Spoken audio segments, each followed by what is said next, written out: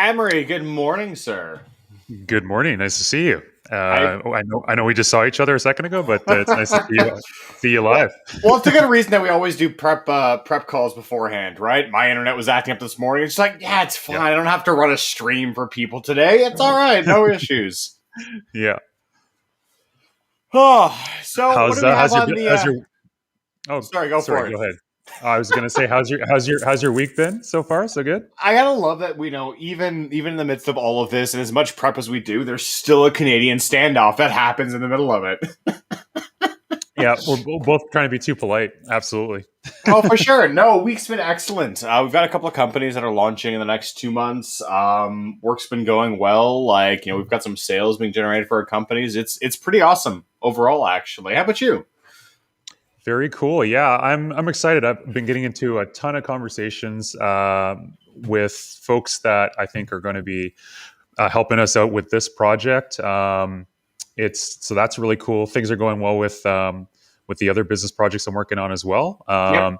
South Africa is a little bit having a lot of challenges right now, where there's a lot of civil unrest. So that's been difficult. But you know what? Hopefully we'll get through that. And yeah, it's good to see you. It's good to see the rest of the crew on the live call. Nice to see everybody who's joining us. I'm sure we'll see them in the chat soon. So yeah, in terms of agenda for this week, as you asked, Paul, I think we had the in our last Tuesday meeting, we actually had the EIRs prepping for doing presentations potentially today. Mhm. I've actually gotten a lot of DMs from different folks that are not quite ready yet. I think that, and I've had some other additional questions from our entrepreneurs just to sort of like get more clarity on details about what they're going to be presenting and how to best approach it.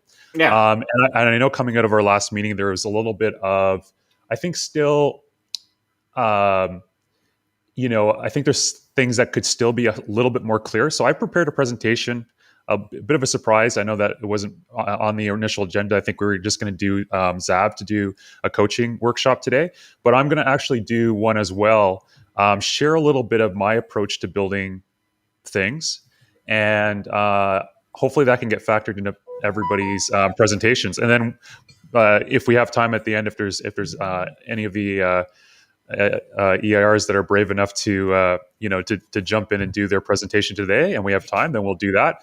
If not, we'll make sure that there's lots of time for Q&A as well, Awesome. so that we can get everybody prepped. So next week we can get everybody in with really successful presentations, and I mean, most importantly, on the right track with actually building out their project effectively. So I think it's just going to be Zav, myself, lots of Q&A. We might pull in a couple of EIRs. I have a few things that I'm going to use some of our EIR projects as sort of a demonstration to sort of talk to a couple of things that different ways that you could approach building your project. So I think that will be Awesome. the main thing today.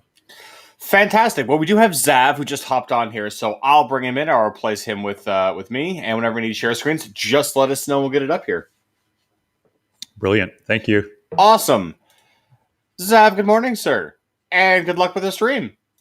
Good morning. How are you? Hey, Em. Good. Nice to see you, Zav. Nice to see you too.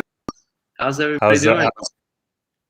Very good. Very good. How's things in Toronto today?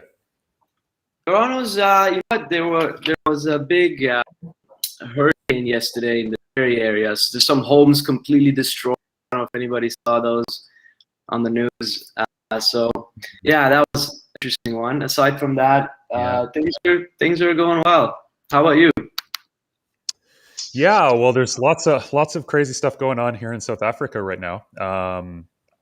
A lot of political unrest and social unrest. A lot of people very upset about lack of employment, lack of necessities, to live, a good life. And so I think, and then there's, sort of discontent with, I guess, migrant workers and so on that are in the country with local workers. So it's been pretty difficult down here. Lots of violence, unfortunately. So that's sad. but hopefully things will start to turn around soon. I'm in a pretty good city so far where there hasn't been a lot happening directly here, but I know that Carla is living very close to what's going on. So I'm hoping she's staying safe and everything. We talked about it yesterday a little bit, but yeah. For sure, Yeah. maybe that's So, something to address hopefully on another call. But there's so much extremes on different sides of the world, and there's people going to the space, and then somebody can barely afford to eat. So that's the state of the world we're in. Yeah, absolutely. Well, that's why I think this is a really important program. I think it's a good segue. I think it's really important for us to start to develop more and more leaders that are sort of taking over a lot of the decision making that's happening around the world, and it starts with what kind of education we're giving each other, right? And so hopefully this is going to be able to contribute to that in the long run. That's the goal. That's why we're here.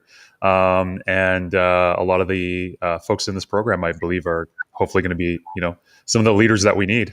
So that's an optimistic way to maybe look at this. But I think that if the world has taught us anything over the last year and a half, we have a lot of work to do to kind of get this stuff in order, right? Globally.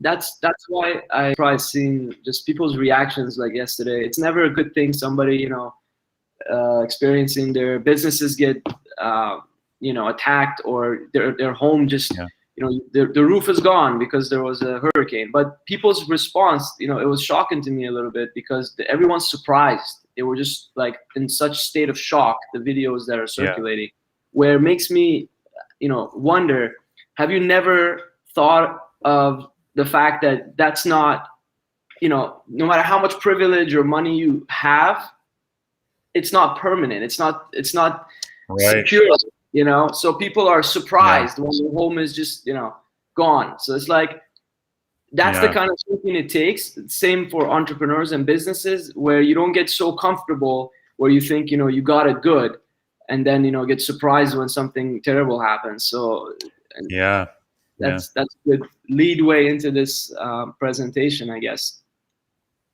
Awesome. Yeah, I'm super excited to witness your presentation, Zav. I know that it's been a bit of time coming. We've been wanting to do yours for a little while, because I think it's a really important one for the EIRs to sort of witness. So I guess we'll just say a quick hi before you get into it. Hi, Shamsia. Nice to see you on Facebook. Hi, Andrea. Hi, Rachel. Hi, Carla. Hi, Thuganyo and Chandrika, Extension. Nice to see everybody. Thanks for joining us. Hey, everybody. Awesome. So I'll let you take it away. Sure. So I'm going to share my screen. And when I was, kind of reviewing this before,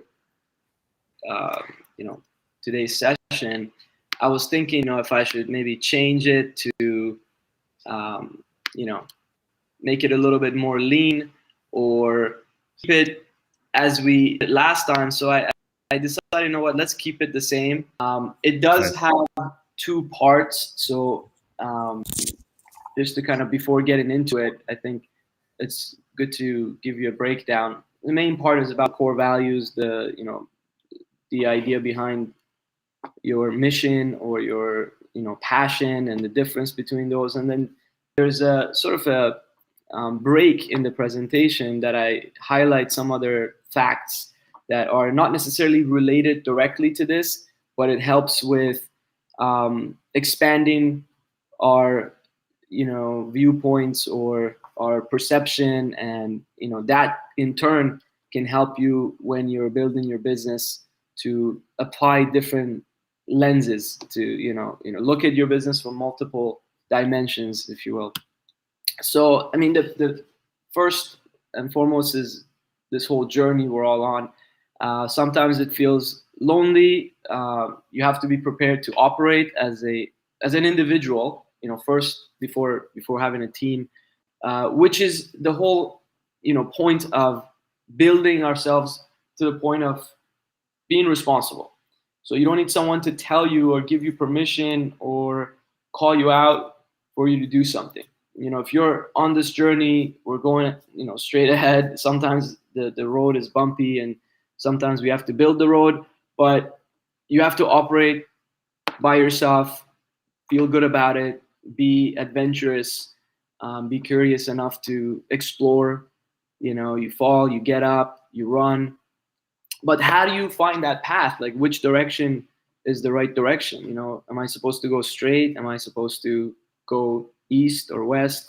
And that's where a lot of complexities happen internally, where people don't know, do I get married, raise a family? Do I, continue my education? Do I, um, pick up and leave and travel, go to another country? Can I do them at the same time? So there's a lot of different ways people struggle. Each and every one of us have our own internal struggles about decision making and about what is right, because no one's really got it. At the end of the day, there's a lot of adults in the world, a lot of people who think they're experts, and maybe they are. They've accumulated a lot of knowledge around what they do, but no one really knows what they're doing, to be completely frank. Which means everyone's exploring to a certain degree, everyone's experimenting. Sometimes things are passed on to some people, they learn it faster before others.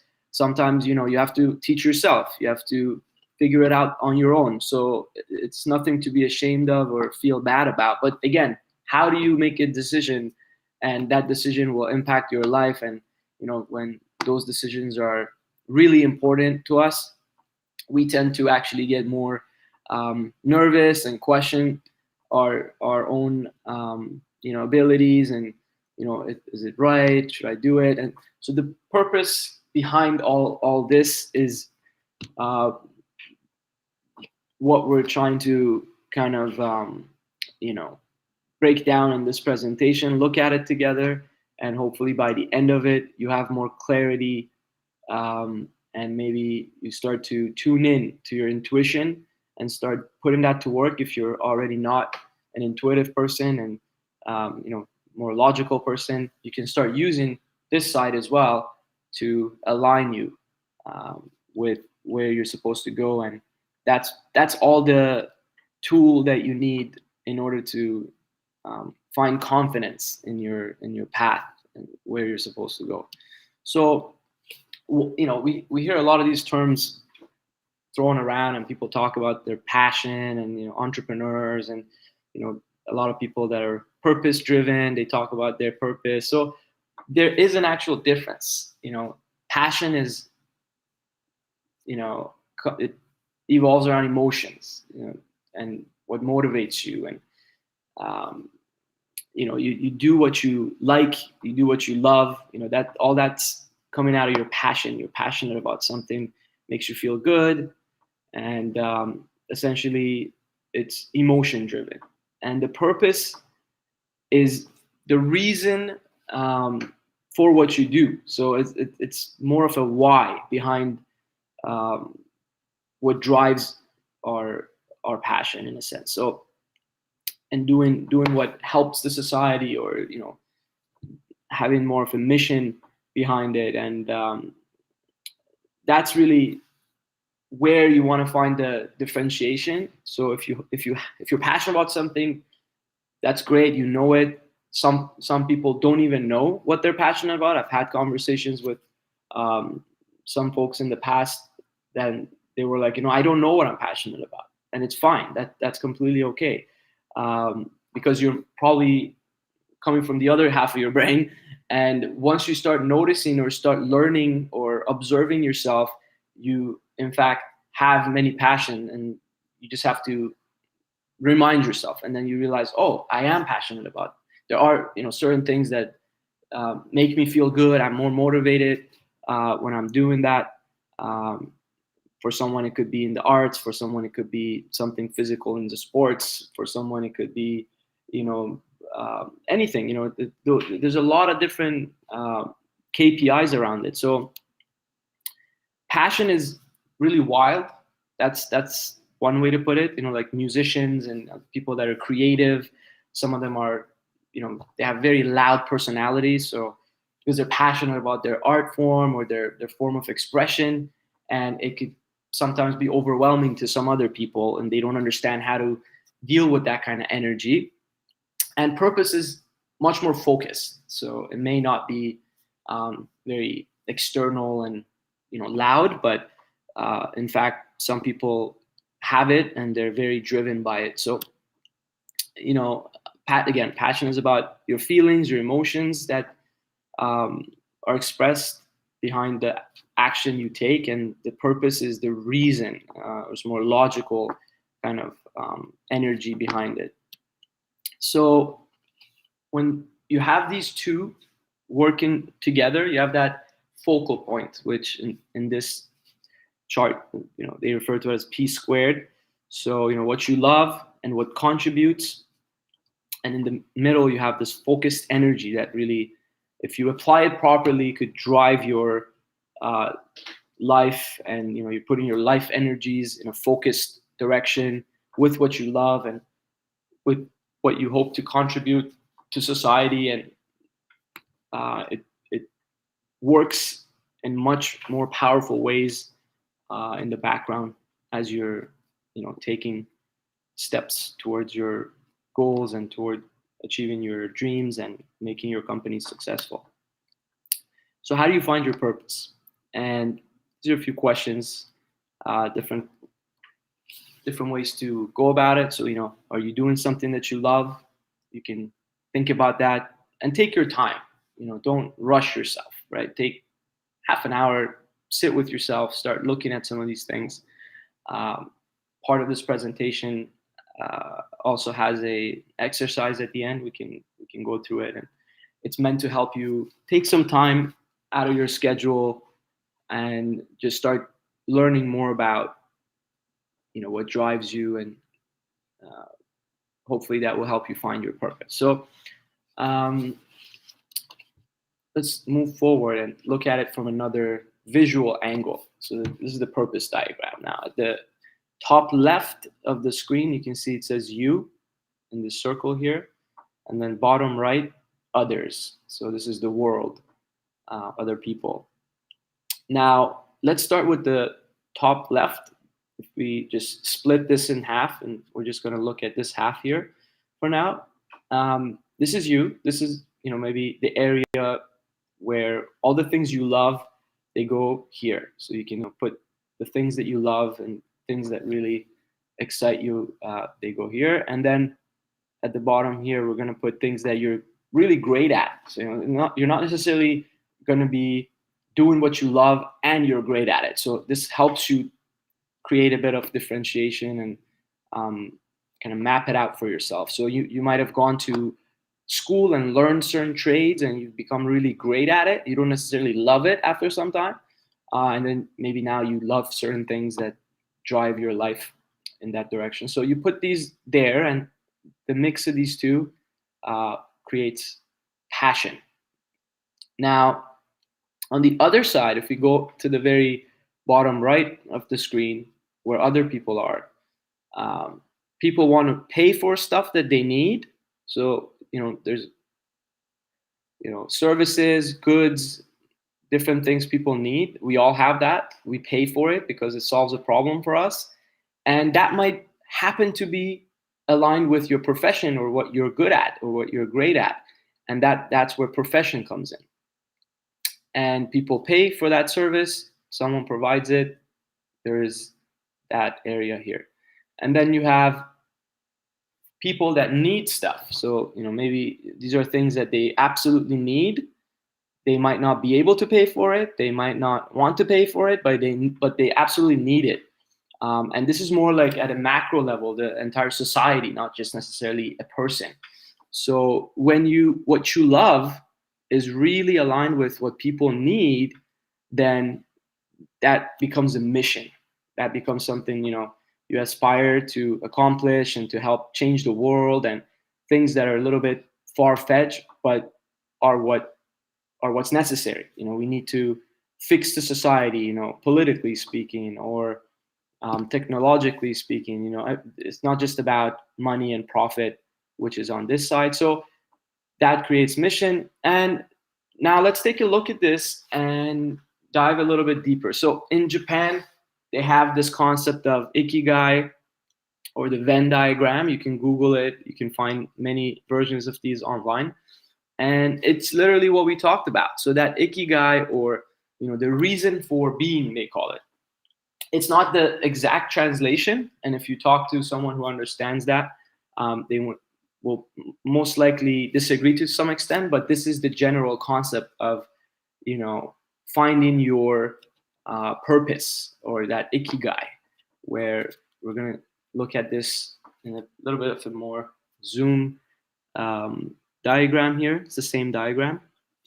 So you can see where things collide or overlap, there are other focal points. So here, between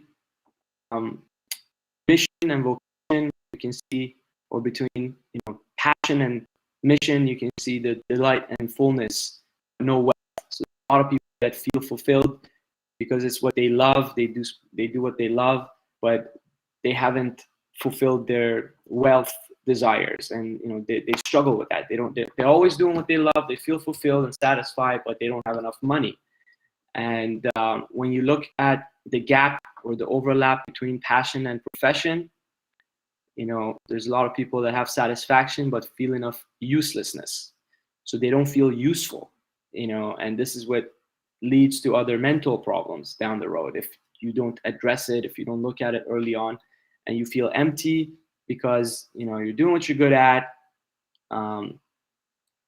between getting paid and doing what you love, but there's a gap. So similarly, between profession and what the world needs and the vocation here, there's a gap of feeling comfortable but empty. So you have comfort because maybe money, the wealth, or you run into a situation, used to it, then you have the comfort, but there is a sense of void or emptiness, and it's not fulfilling. It's opposite of where the love comes in. So the extremes of love and wealth, basically. And you want to balance these. And the last one, between mission and here, that is excitement. There's a lot of excitement, but sense of uncertainty. So there's a lot of people, entrepreneurs, usually, they have that. But so what you want is finding your purpose, or ikigai, where all these 4 dimensions are at play. And you got to start thinking in this manner for your entrepreneurship, for your relationships, and hopefully it's a dance. It's not like an exact moment in time where you're like, I have reached my purpose. It's a moving. The best explanation is a dance, because a dance is not a moment in time. It's a movement. So you have to constantly be aware of balancing these 4 wheels. Another way to look at it, more of a North American kind of simplified version of it, it's the overlap between people, business, and technology. This is where we all come in as the EIRs, as the Darkhorses here. We want to balance this. So human-centered innovation starts here, and gets here, where we find our purpose between these 3 wheels. Another way to look at it, the winning diagram, where you have passion, you have talent, and you have money balanced, and in the middle, that's the winning, the purpose, the ikigai, that balances the dreaming, being happy with what you're doing, being driven, where you can also you have your vision. At the same time, you're making money, and it drives the other 2 dimensions. So you can definitely look into these on your own, spend some time, and see which one resonates with you. Maybe each one has different language. I usually look at so many different variations of something, and again, pay attention to your intuition and see which one of them makes sense to you. Maybe the language I'm using or the diagram I'm using as a reference works well for me. It may not necessarily be the best one for you. So spend some time with that as well. It's definitely worth it. So this is another one, the burning desire. A lot of people talk about it in the book. that was first really popular a few years back, The Secret. There's a couple of documentaries made on it. You can also look, and it's explained in a more limited way, in my opinion, but everyone can tap into this burning desire. It's not something that few have it and others don't. You just have to exercise that muscle. It's like working out. The more you do these exercises, the more you start paying attention to, what makes you feel good when you're doing something, what doesn't, what drives your motivations. Then you can find, and then once you find the spark, then eventually becomes a burning fire within you that you can't stop it. So a lot of people that are, now to us famous, or they've done amazing things with their um, life energy, whether they're alive, we've heard of them, we've read about them. They've tapped into this. So it's your spiritual self, your physical self, your emotional self, your mental body, all these dimensions. You can ignore it. You can say, you know what, that's not for me. But you're literally, a car without two wheels. You're just like, ignoring the fact that your engine is not as efficiently working. And then you wonder why you're suffering, or you wonder why, you don't want to deal with problems in life. And then that becomes other forms of dis-ease, and you go into finding solutions for it, but not addressing the core issue, which is understand yourself, understand your needs.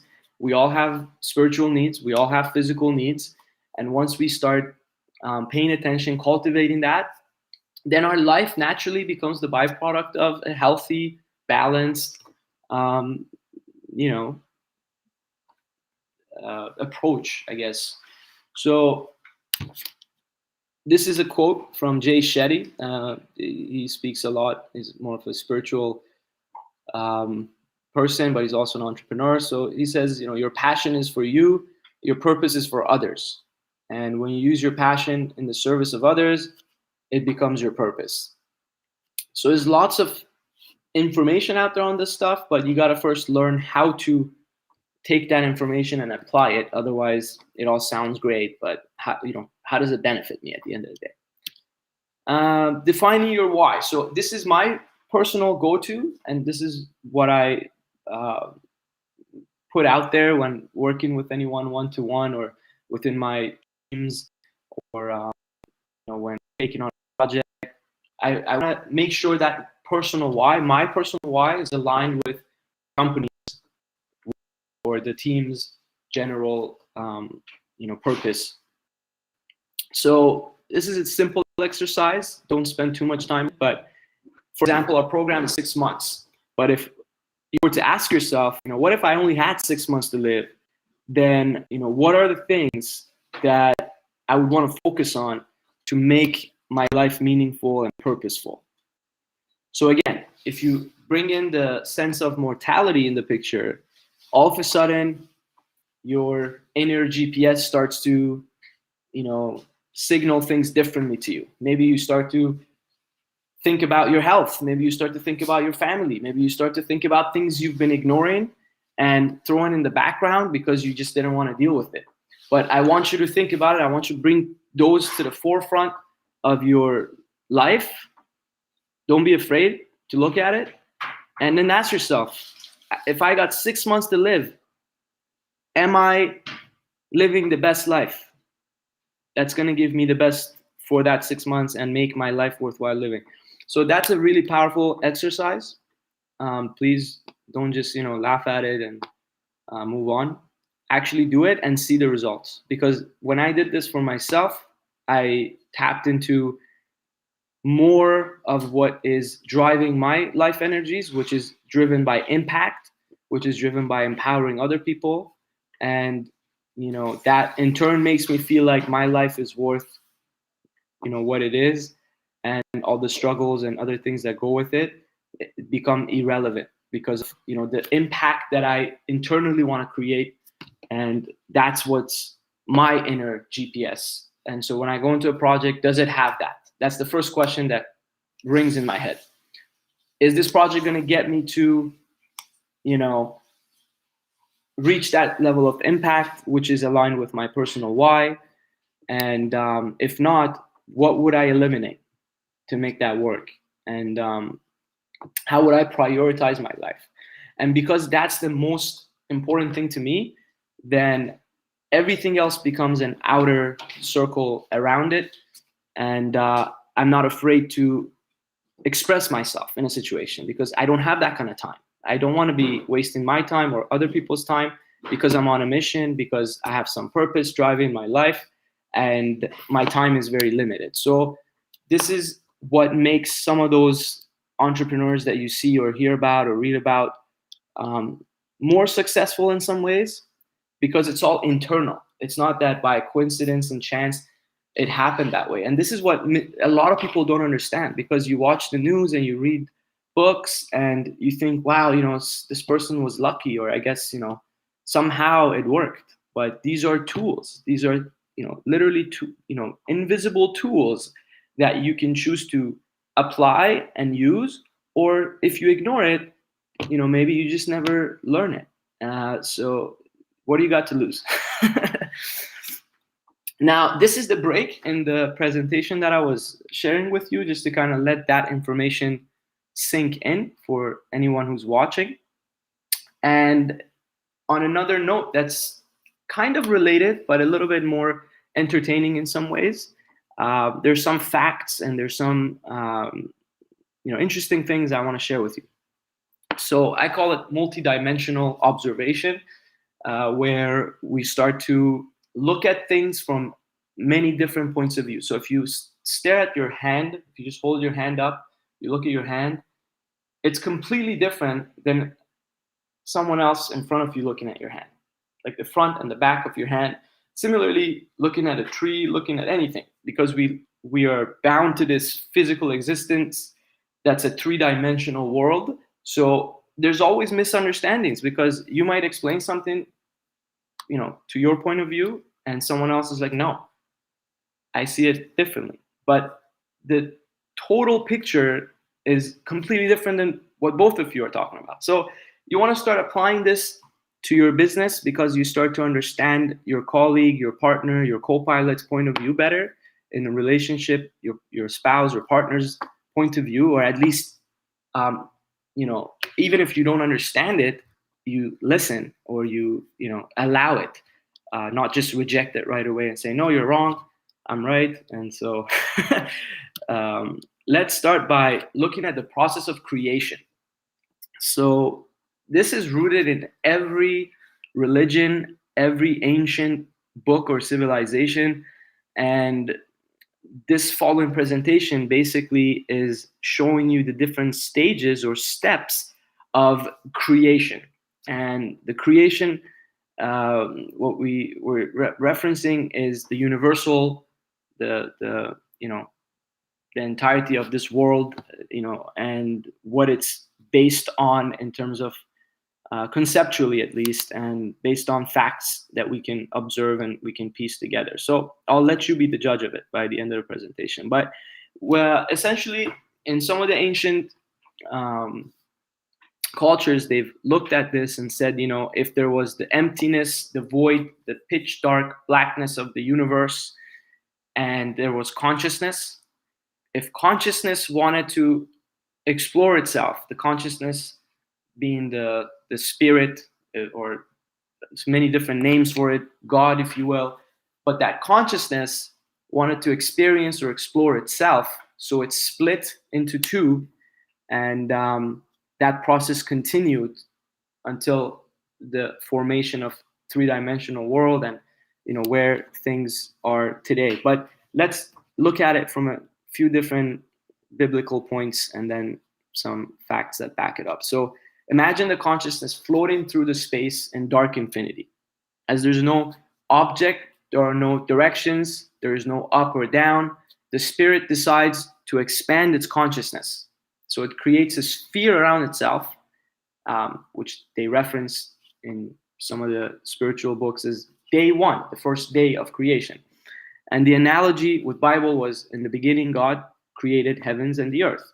Now, it has knowledge about space in 360 degrees. Basically, the spirit or that consciousness at that point now has, a 360 understanding of itself. And the next movement of the spirit is to the corner of its realized space.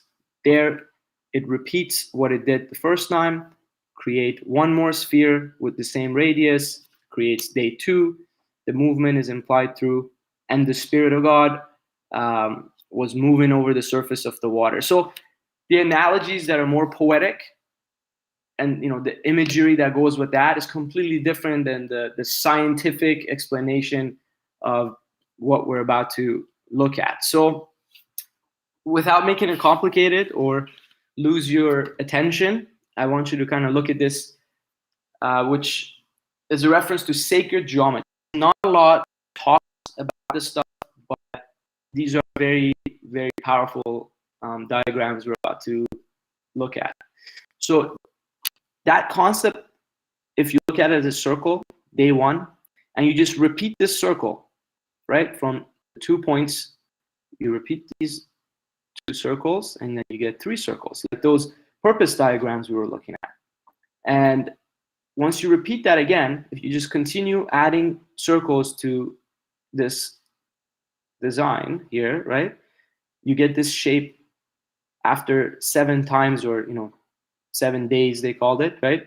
So you get this shape. This is a very powerful, very sacred shape, which is called seed of life. Now in this diagram, I just explain it for you also with respect to religion, 7 days of creation in some religions. So we're not here to talk about those, but we're looking at the scientific elements here. So if you take this circle, you repeat it over and over and over again, this is a one-dimensional shape. Once you get to this shape, let's see what happens.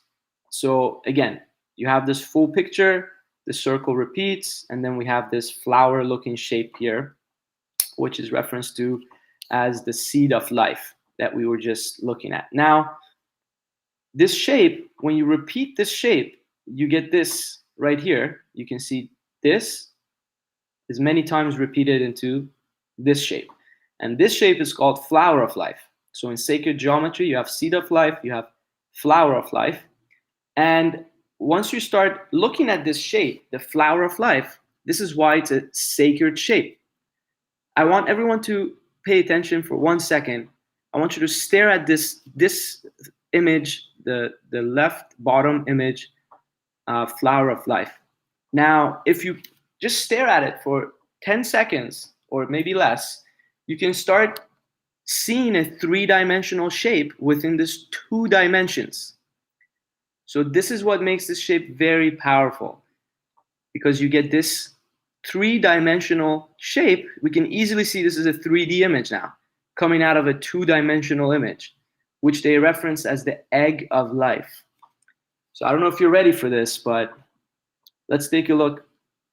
I'm gonna bring you back to this slide, but basically this shape represents, in the Jewish religion, in yogic cultures, in even Islamic designs, in Bible, as we referenced it, it's there and it's been there, and it's very sacred because it creates from a 2-dimensional shape, from actually empty space, we got a 1-dimensional circle turned into 2 dimensions, and then 3 dimensions. And this is what we are. We are 3-dimensional physical, beings. So this is where the extension of that shape within the flower of life image creates this sacred tree of knowledge, or tree of life, that they call it. So this is what connects the heaven and the underworld. And once you can get into the poetic explanations of it, it might lose you and take you into some fantasies. And behind all that fantasy and behind all those explanations is an actual scientific reality. So this is what I was waiting to share with you. Now, what we looked at on the very left of the screen is literally the process of creation, which is this is what a cell looks like, you know, in the mother's uterus when life is created. So each and every one of us were this little tiny cell. You can see the, you know, sperms and the egg, and that splits into two and continues that process until this life form becomes you know, full life. So isn't that fascinating? Because I mean, if this isn't fascinating, I really don't know what's gonna move you. Now that's sacred geometry, and it's meant to encourage you and inspire you to start applying these universal principles, and don't just come in and listen to us and think this is an entertainment show, because it isn't. You know, we're here to educate, we're here to empower, and we're here to help you reach your dreams and share that journey together, and then set a good example for all these other people and other organizations and groups who don't have access to these tools. So this is one of those other tools you can start to implement. Now, if you don't believe me, you can start looking at it, look into it yourself. The first picture on the left, that was in Scotland many, many, many years ago. The one next to it is in Israel. Next to that in China, Turkey, Egypt, India, Germany, Bulgaria, Sweden, France, Czech Republic, Greece, and many other places. So they probably knew something. These ancient people were not all stupid, as you know, scientists today or other groups like to put it. But there are other sciences, other, you know, types of information out there. So if you open up your mind and not look at everything from one dimension and think this is it and define the world into it, then you start to experience life in a more fulfilled manner, in a way more fulfilling way. So I definitely encourage you to do that. Now, this is the end of that break in our presentation, so I'm going to bring it back to our core values, which was the purpose of this presentation. And how do we find those core values? I think we can look at it from many different ways, but these are some few core values I've listed, you know, from justice, kindness, faith, beauty, balance. You know, any of these could be used in your journey to see if that's what's driving your purpose. Love, you know, having fun, wealth. There's no right or wrong between any of this. It's just we have to find what resonates the most with us individually, and then as a team, as a company, as a group. So this is an integrity report. This was the other exercise I mentioned to you, and it's really helpful because you can do these every, you know, 6 months, every quarter, or every year. You can keep it completely private, or you can share it, which is what we're doing here at Darkhorse. We're having everything out in the open. We want to open source the information. We want to encourage everyone to do the same. If you start doing that, also you're taking a risk, putting yourself out there, and other people can learn from your process and your growth, which is beautiful. So to get started with an integrity report, this was an example that I pulled from someone else, anonymous, but they were a writer. So we can take a look at the example. So basically, the report helps you answer a question like, am I actually living life the way I claim it to be? Am I actually putting all the stuff that I talk about? Because there's a lot of teachers out there, a lot of people that are hypocrites, unfortunately. They talk, but then when you look into their own day-to-day life, they don't apply any of the stuff they talk about. So this helps you keep yourself in check. And that's why it's called an integrity report. So 3 main questions to answer in this report you can use. One could be, what are the core values that drive my life and my work? And you can, you know, ask this question any way that makes sense to you, but essentially one of them is, what are the core values that drive my life? And how am I living and working with integrity right now? So we can all do that. We can all ask ourselves and make a list. And then how can I set a higher standard in the future? So that helps you with next steps, that helps you with your personal growth, and then rinse and repeat. When you go back to it and you keep yourself in check, you can see, what are the core values that drive your life and work in that point in time. And, how are you living and working with integrity at that point? And then again, is there a way to set a higher standard to push you forward into the future? So things don't happen magically. This is literally a process to help, optimize your personal process. So it's a process to help you build a better process, more efficient process. So what are the core values that drive my life and work? This person, we're talking about some of their core values, and theirs was around self-discovery. So they listed it in this way. So you can do it the way it makes sense to you, but one was growth. So one of their core values was growth. And they were asking, am I learning new things, exploring new places? Am I experimenting with new ideas? Am I questioning my limiting beliefs? Am I building habits that lead to continual improvement? So you can raise as many questions as you want. I would keep it to, maybe 1 to 3 max, because you have to answer it. So if it's not a quick exercise, it might take you some time to go through it. And then one of the other core values, for example, self-respect, you can ask questions about that, like, am I fulfilling my potential? Am I honoring my potential? Am I giving myself permission to be happy with where I am right now? That's a big one. It's a very subtle one.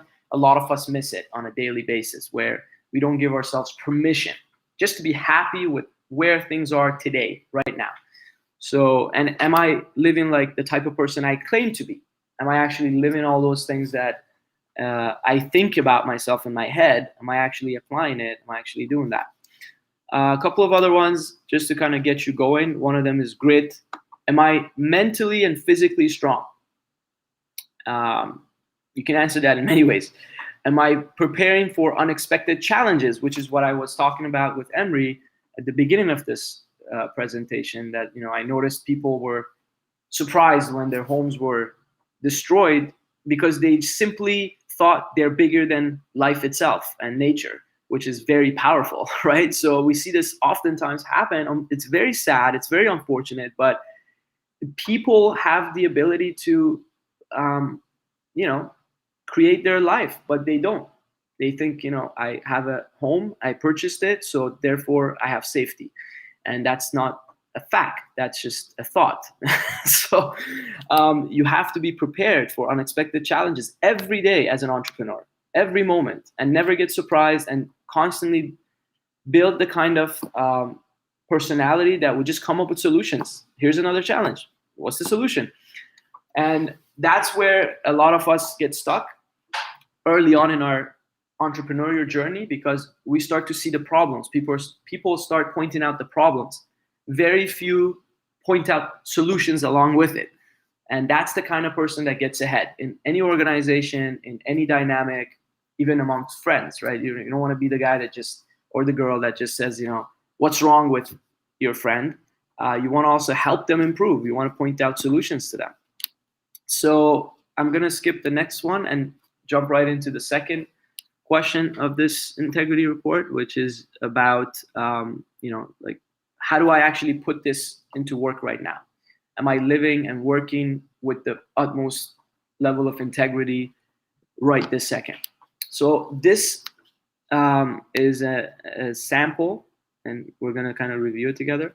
So apologies for my mistakes and righting all wrongs. I wrote apology letters to 40 customers who purchased the high-priced course, and it basically failed to deliver the value it promised. So this person charged customers, and then the program that he sold wasn't good, and he kind of wasn't doing anything about it until he did this exercise, and he realized, I have to make it right. If I want to have integrity and live from integrity, he started writing apology letters to all those 40 customers.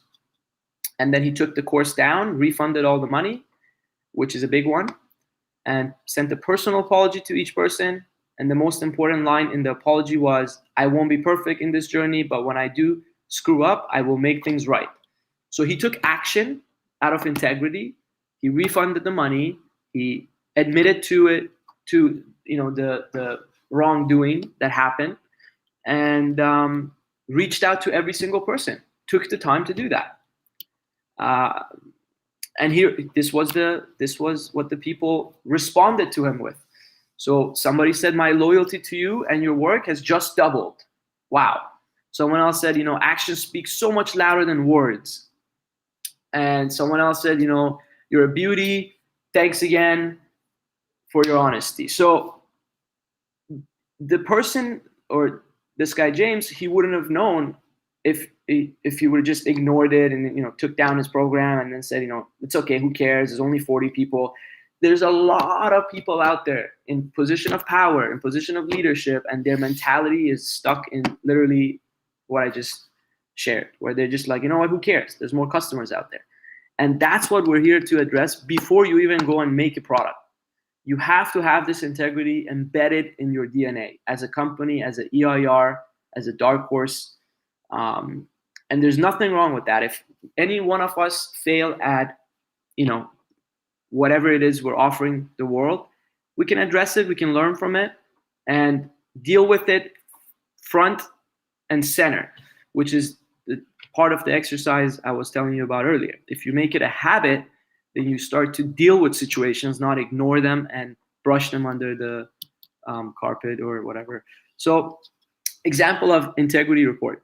The third one was, here are the two biggest lessons that he took away. You can do that. You can start listing as you notice in your process what's working, what kind of things come to you and solutions that could help you, and then add that to your report.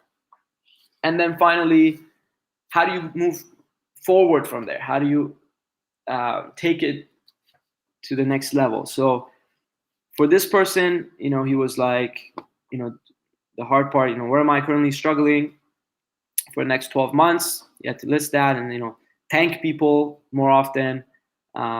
He's done a good job of apologizing, but he noticed, for example, he's not giving enough motivation and saying thank you, and just kind of like something that he noticed that he wanted to improve on for the next year or 12 months. So that's the end of our presentation, everyone. I hope you enjoyed it. Thank you. Let me know if you have any questions. And Emre, if you want to join me, let's do it. That was beautiful, man. Thank you so much for doing that. I really enjoyed it. I think I enjoyed it, if it's possible, I enjoyed it more than last time you did it. Because I think last time I could like there was stuff that I couldn't process. Is like, man, I had to think about so much things. But this time, hearing it a second time, it sort of really sinks in. So hopefully, other folks in the program got a lot out of that, because I know I did. Thank you. Cheers. Thanks for doing that. Well, I'm glad. Yeah. Pleasure. There's a lot of so I have questions for you. As you're going through it. And actually, let's get some questions from the EIRs too. I'm sure they have some questions for you. You guys can think about things that you want to ask, and you can either come in and join them if it's a question you want to communicate directly, or you can put it in through Facebook. But I'll kick us off while we're sort of doing this. So how did you approach? You talked about like how this is benefiting you, and I love your sort of the way that you're using this. Like what I love is everything you're talking about is actionable. It's not just sort of theoretical, right? It's not just sort of like, well, this is kind of interesting, but I can never apply this to my own life. And you're living it. And I've known you for long enough now to say that genuinely. Like I see, like you live with a lot of joy and a lot of gratitude, and sort of a level of adventure that I think a lot of us, sometimes don't get a chance to sort of experience, right? So how did you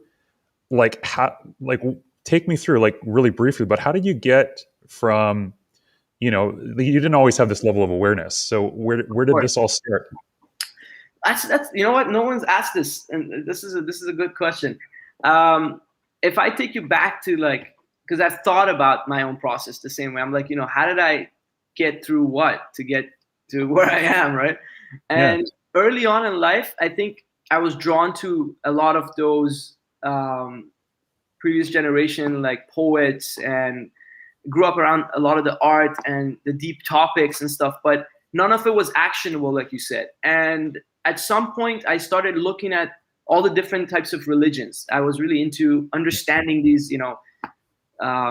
they're mystical, and they're just things that to us seems like imaginary. Like all the stuff we've read in all the different religions, right? Mm-hmm. So I started really looking at it, and I was not satisfied. I constantly felt that void. I was like, I don't know. I was just like, back of my head, I was just like, I can't buy this fully. It's interesting if it did happen this way, but I can't accept it because I see people suffering. I see people, myself, family, other people, anywhere I look, like you told us the story today, people are living that reality, South Africa, or even in North America, there's places people are suffering every day. So that was so front and center in my mind that I wasn't able to just go and do a regular job. I just couldn't. I couldn't, wrap my head around, how am I here in this world? Nobody's taught me any of this, and I don't have any tools of survival. I literally, had to figure it out on my own.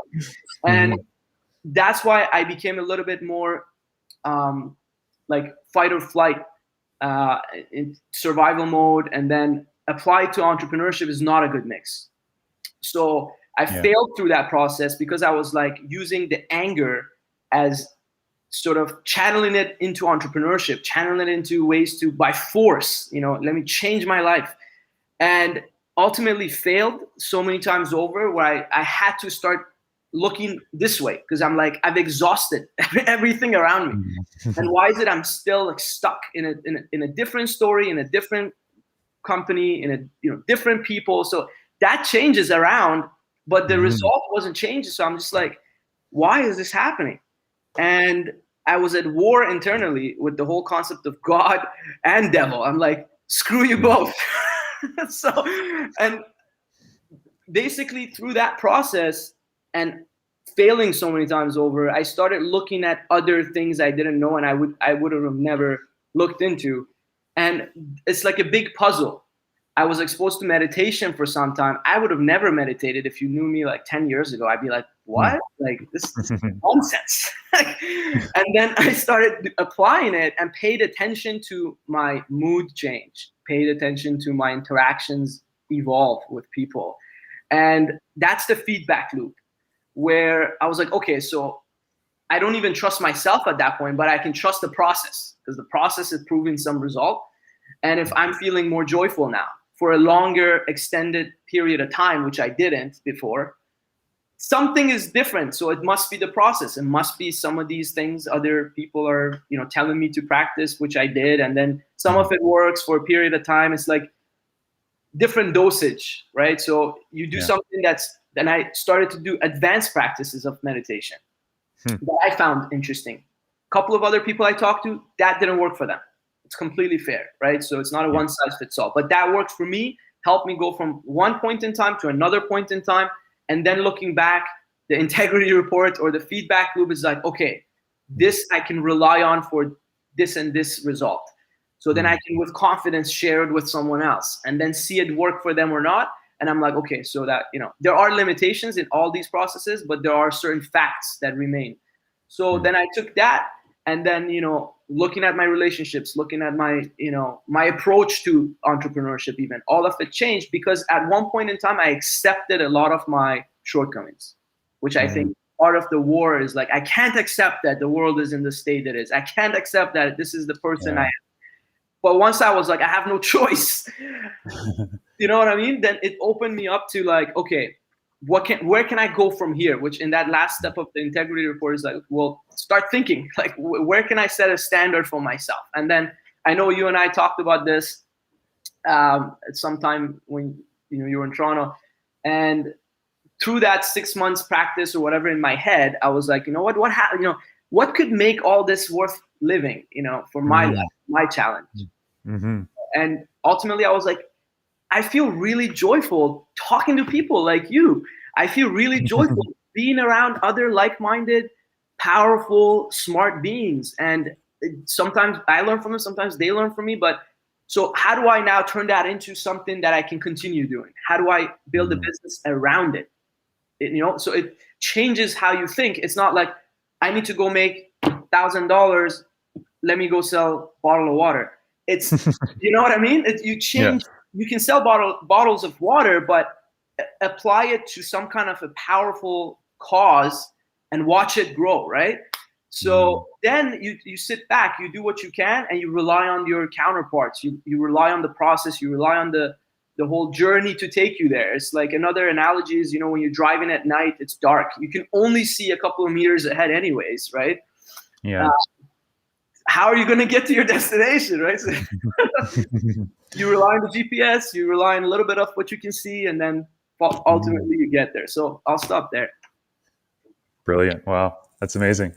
Yeah, that's incredible. So if like for any of us, like the EIRs and any even the other coaches or whatever, is there like one final sort of takeaway that, you could, like, just to keep this front and center, because I think there's a lot of things that, you're unpacking here that get lost in the day-to-day, right? Like it's really easy to, get really inspired today. We're all, I think, pumped up at this point, and then, life hits you or like slaps you in the face, like, right. As soon as you get out of the meeting or whatever. Right. And all of a sudden you completely forget that, hey, a lot of these things evaporate for some of us. So how do we wire ourselves to actually, go deeper on this exploration?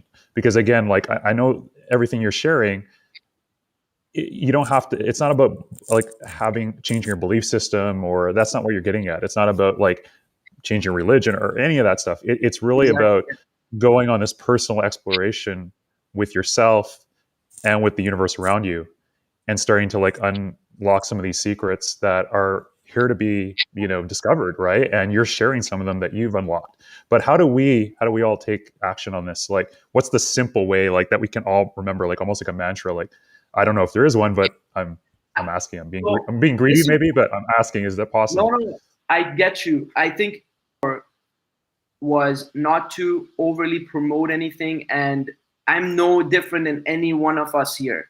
The only thing I remind myself that I have to constantly keep myself in check-in is where I am with respect to what's real, what's not, and time and space. So very simply put is reminding myself as many times as I can that, this is real. Like me sitting here at this table talking to you right now, this is the only real thing. Any other image or thought or idea is not real. That's like something I literally did as a mantra. Like you said mantra, and it reminded me for months on end, because I was so caught up between my thoughts, what's real, and then anxiety and other things would come in. But have to actively remind myself, what, this is real. This is what I'm doing right now. This is this all that matters right now is this.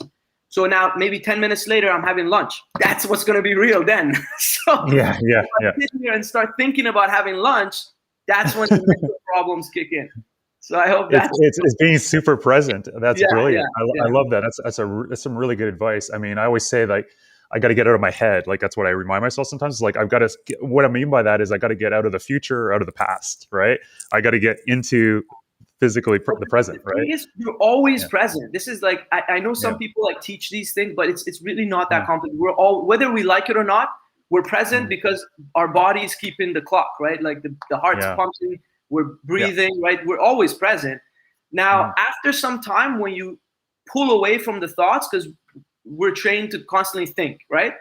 But if you it's like a tug of war, right? Like you pull away where you let your thoughts be there. You're not fighting them. You're not pushing them away. You're not trying to escape them. They're there, but you're also here. So maybe you can pay attention to how much you're paying attention to your thoughts versus paying attention to what's around you. So maybe around you right now, there are some, someone playing music. Maybe, there's some bird chirping. If you're using those things that are happening around you as tools to find grounding, then your thoughts are there. And when you need it, you can go back and, continue. But you don't want the thoughts to constantly run you, which is where I was majority of the time, right? So I can tell you with confidence, it works, but you got to the daily work, and then you feel less at war. After some time, it's just like thoughts are there, great. I don't need to engage in them all 24/7. So That's interesting. Yeah. I heard a saying the other day, which kind of reminds me of this a little bit, which is something to the effect of happiness is not getting what you want, but it's wanting what you have. Right. Wow. Like, so it's almost this like gratitude thing, right? Where, it's not about chasing more things. It's about getting back to yourself and going, I appreciate, the moment I'm in. I appreciate the fact I'm alive, I appreciate the fact that I'm here. Yeah. So I think That's that, yeah, interesting. So Carlos said, amazing, Zav. Very inspiring from Shandrika. Thanks, guys. And then any questions? Said, anything else? Yeah. Anybody have any? I pass it on to you. I think we'll just let them come back to us when there's questions. Yeah. But definitely Awesome. don't treat this stuff as, just the last note, don't take it as, this is like beyond me and get overwhelmed by it. Instead, take whatever you can from it, even if it's 1 point, right? And just use that, apply it, and share with us. Share with the team. Say, you know what? I did this. This little thing helped me. And, let's do that. Man, you're going to be a tough act to follow, Zav. I don't know why I let you go first. I should have gone first. Come on.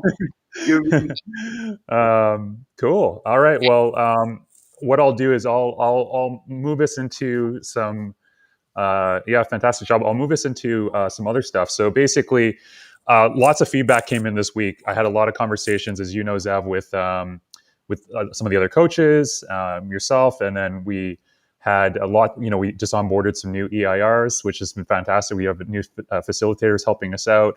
We have a couple of new EIRs that are sort of in the program. We currently have, we sort of did a roll call. We have 10 projects, but we have more EIRs than that. So we have some EIRs that are working together on some projects now, which is kind of cool.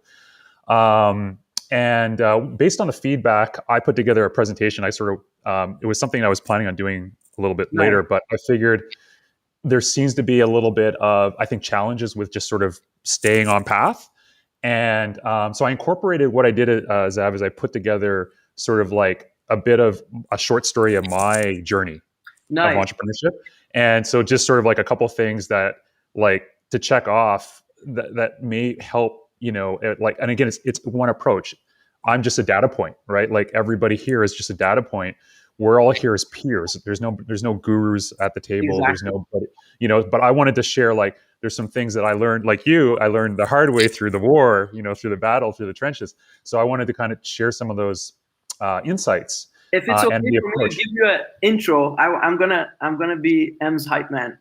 I was talking behind M's back with a colleague last week. I'm like, my partner, it's just, I don't know how he does it, because how Emery takes a project like Darkhorse to where it is today, I wouldn't be able to do it like that. There's no way. There's absolutely no way, because you brought everyone together so fast and constantly doing it, and there's more EIRs. I don't know how you can manage all this and your other projects. It's just, to me, that's very inspiring and fascinating. So those are things we're learning, which is literally like, I watch your presentations and I go, wow, Like, that just so many Nice. takeaways. And then, you watch mine, you're like, oh, dude, this is great. So, that it means we're meant to be together, I think, is what you're trying to definitely. say. Yeah, I agree. I agree 100%. I Can't wait think to see what you it's have. been awesome. Thank you. Yeah. I'll also run through some quick housekeeping because I know we're getting Kaizen, we're continuing to improve the process here. I think by next week, things are going to be a lot more organized. Originally, we were going to have some of the EIRs come in today and present, but because we got so much feedback about, just additional clarity on a bunch of things, I think this might be a good thing to help the EIRs prepare for their presentations, because we have that's a major milestone next week. So next week, we're going to actually have every EIR present with their team. And we're going to do 2 live streams next week. So everybody's in for a treat if you want to join us. We have 2 live streams, one on Tuesday and then one on Friday, so that everybody can present, live. And I'm going to personally invite through coaches I've been talking to this week, and guest coaches and some champions, as we call them, to listen in next week. Yeah. So it should be a lot of fun. I'm really looking forward to next week. It's gonna be pretty cool. Awesome. I'll just jump into it because I'm gonna pass the torch to Paul, or if we have anyone else to join, and then take it away. Awesome. Hello again. How's it going? It's going well. I want you to show up one day on camera where you're holding the shield and like a sword in the other hand, and that's gonna make my day.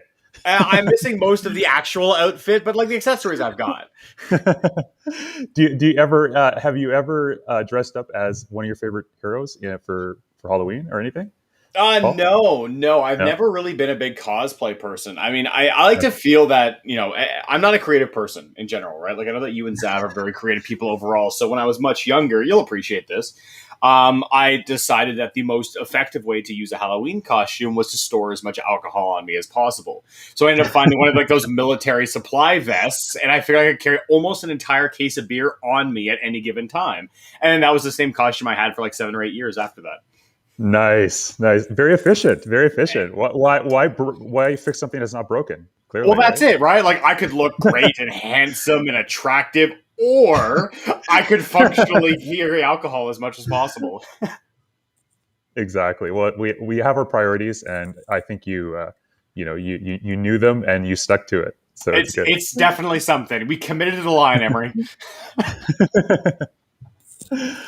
Awesome. So why don't I jump into it? Why don't I take everybody through a short story, a bit of my personal journey, some insights, and it's actually a story about the person that's listening. So it's not really my story, but it's kind of my story. It's kind of weird. That's a really bad intro, but anyway, hopefully it'll make sense by the end. So I can share my screen, correct? That's okay. I hope so. Great. Let me see if it's possible, and I think it is. Yeah, looks good. Okay. Yeah. All right. Awesome. I'll take it away. So again, just really quickly before I jump into it, here's the agenda. This should have been maybe done at the beginning, but it's okay. We're doing it now. So we had Zab who did his presentation. I'm going to do one. Mine's going to be pretty shorter than Zab's. Not as meaty, but hopefully you get something out of it. And then Shamsia is going to do. We may do a bit of a Q&A with her if we have time to walk through her traction bullseye, which is something that we've been talking a lot about introducing as sort of a priority for folks to work on an assignment. Then there's a bit of housekeeping. We'll talk about some stuff with the coaches, some projects, the final projects that are being worked on in the program. Co-pilots and coaches will be announced, and then we'll show the next week's presentation schedule. And there's a couple of workshops next week too. Hopefully we'll get Zach in to present with Nicholas some stuff around TikTok. A couple of other guest coaches, Sammy and Christian, are going to talk about some other stuff related to marketing as well. So that's what things are looking like this week into next. But let me just jump into it. All right. So this is we're going to call this the hero's journey, but a better way to talk about this is probably the Quixotic quest. And it's a true story. So one of the things I constantly remind myself is that there's a really fine line between insanity and genius. And really, the difference is really only measured by success or failure. So I remind myself that, anything that you're doing, especially if it looks a little crazy, if it succeeds, then, you get a lot of praise for it. When it fails, you look like a complete idiot. And that's been sort of a lot of my life so far. Probably the insanity part more so than the genius part for sure. But I definitely remind myself of that all the time, and I'm okay with that. I accept that challenge. What does quixotic mean? Well, if you haven't heard the term, it means extremely idealistic, unrealistic, and impractical.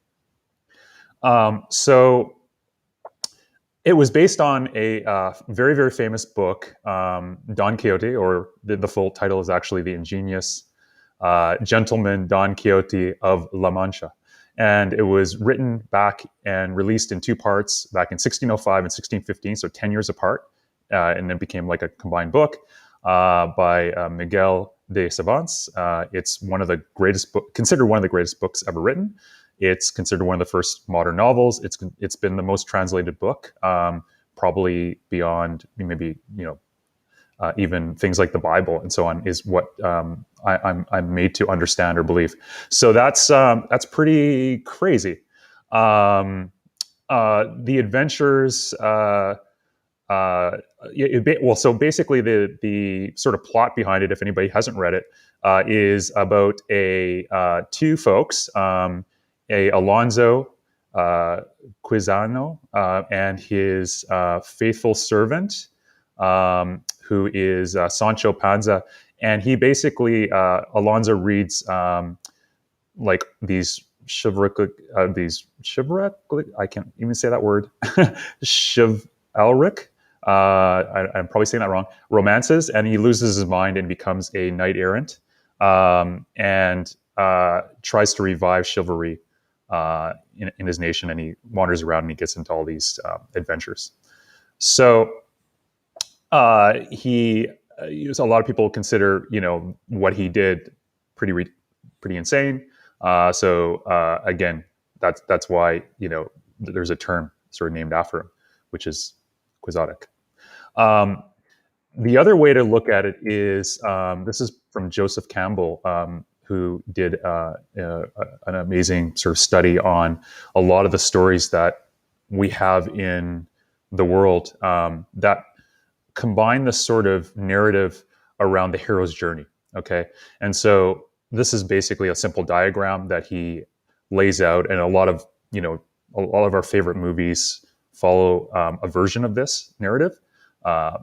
Star Wars is a great example. Lots of Matrix, a lot of like the really sort of big blockbusters, they follow this format really well. Lord of the Rings, those type of things. So there's the call to adventure, and then you find your guardians. You get some sort of aid. Typically, you start to go through all these different temptations and challenges. There tends to be some sort of failure, massive failure of some type, and a rebirth comes from that, or a transformation. And then there's this sort of atonement, and then there's you get like sort of a boon or a gift, typically to help you get over that like last final hurdle, and you return back from wherever you left, so the village you left from or wherever, and you're just a completely different person, right? And it's pretty amazing because I think we all have an opportunity to do that. We all do that in some level with our lives, right? Whether we talk about the different things that we all go through, but if you sort of mapped it out, I think you'd find that there's a lot of commonality between your own journey and the hero's journey. And you could probably find, on this plot, you could probably find events in your life that actually coincide with this concept. But definitely when you're telling your story, you'll find that it's easier to sort of highlight things this way than not, if you start looking at things really carefully. So the more you push yourself, the more you have an opportunity to sort of be that hero that you read about. So the job of the hero is a choice. Okay, so I'm gonna take you through a couple of heroes of mine.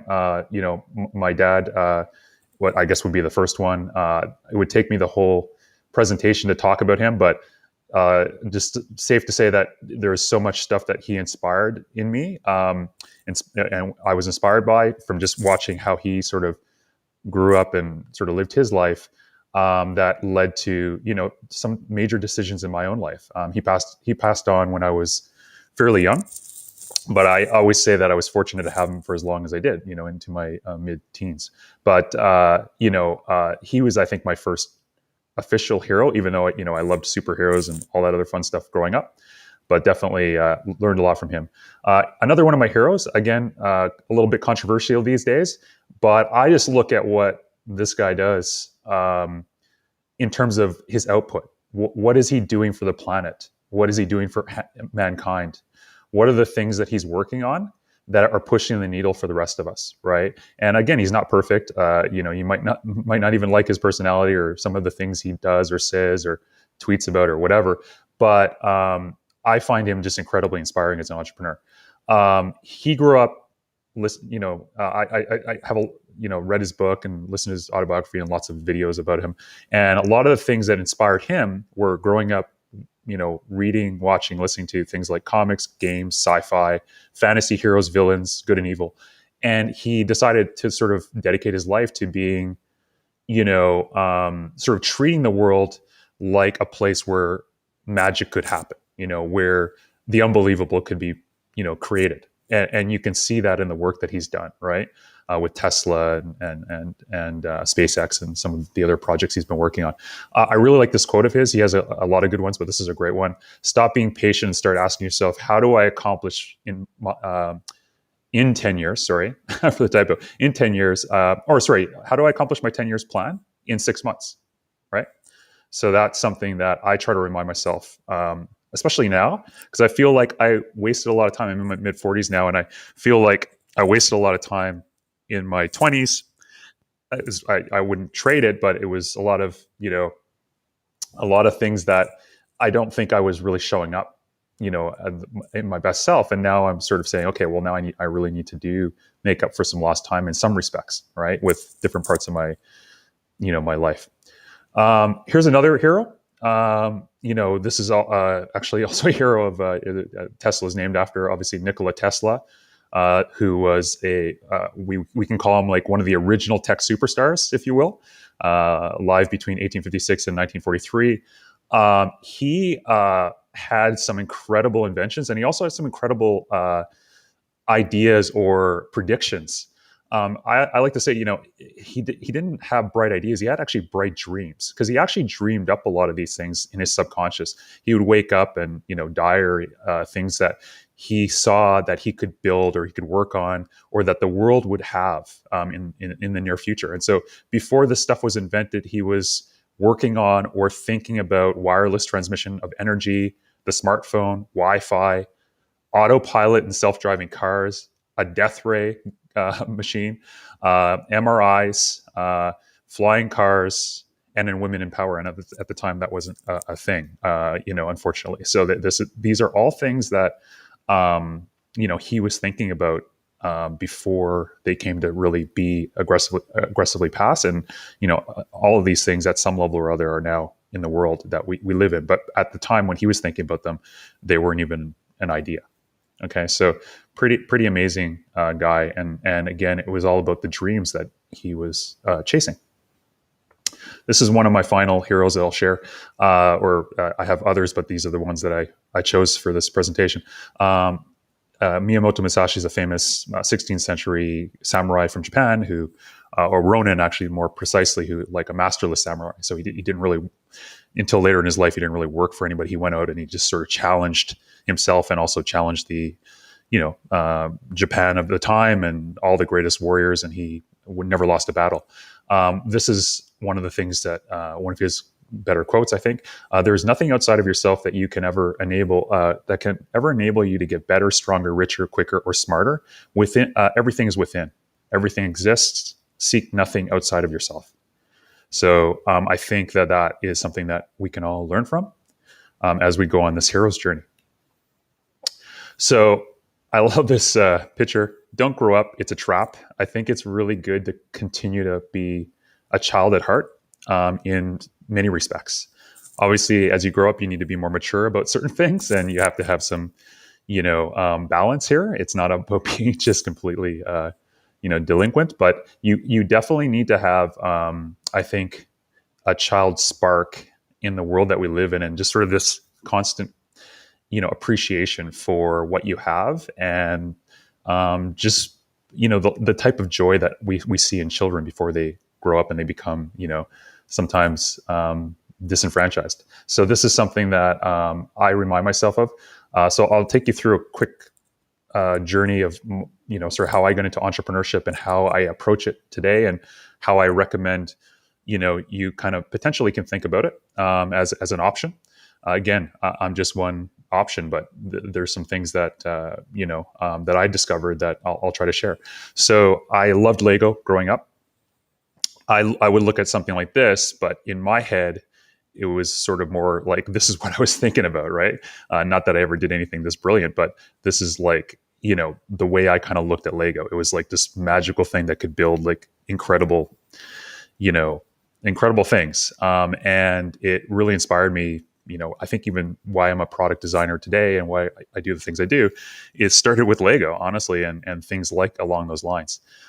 When I would look at the stuff I was creating with Lego, I would think about the actual real, the real thing. To me, it was, as a kid, it wasn't like Lego was not real. It was like Lego in my mind, in my imagination, was actually like Iron Man here flying, so just really love the concept of being able to build whatever you could imagine. Right. And that was something that really inspired me growing up.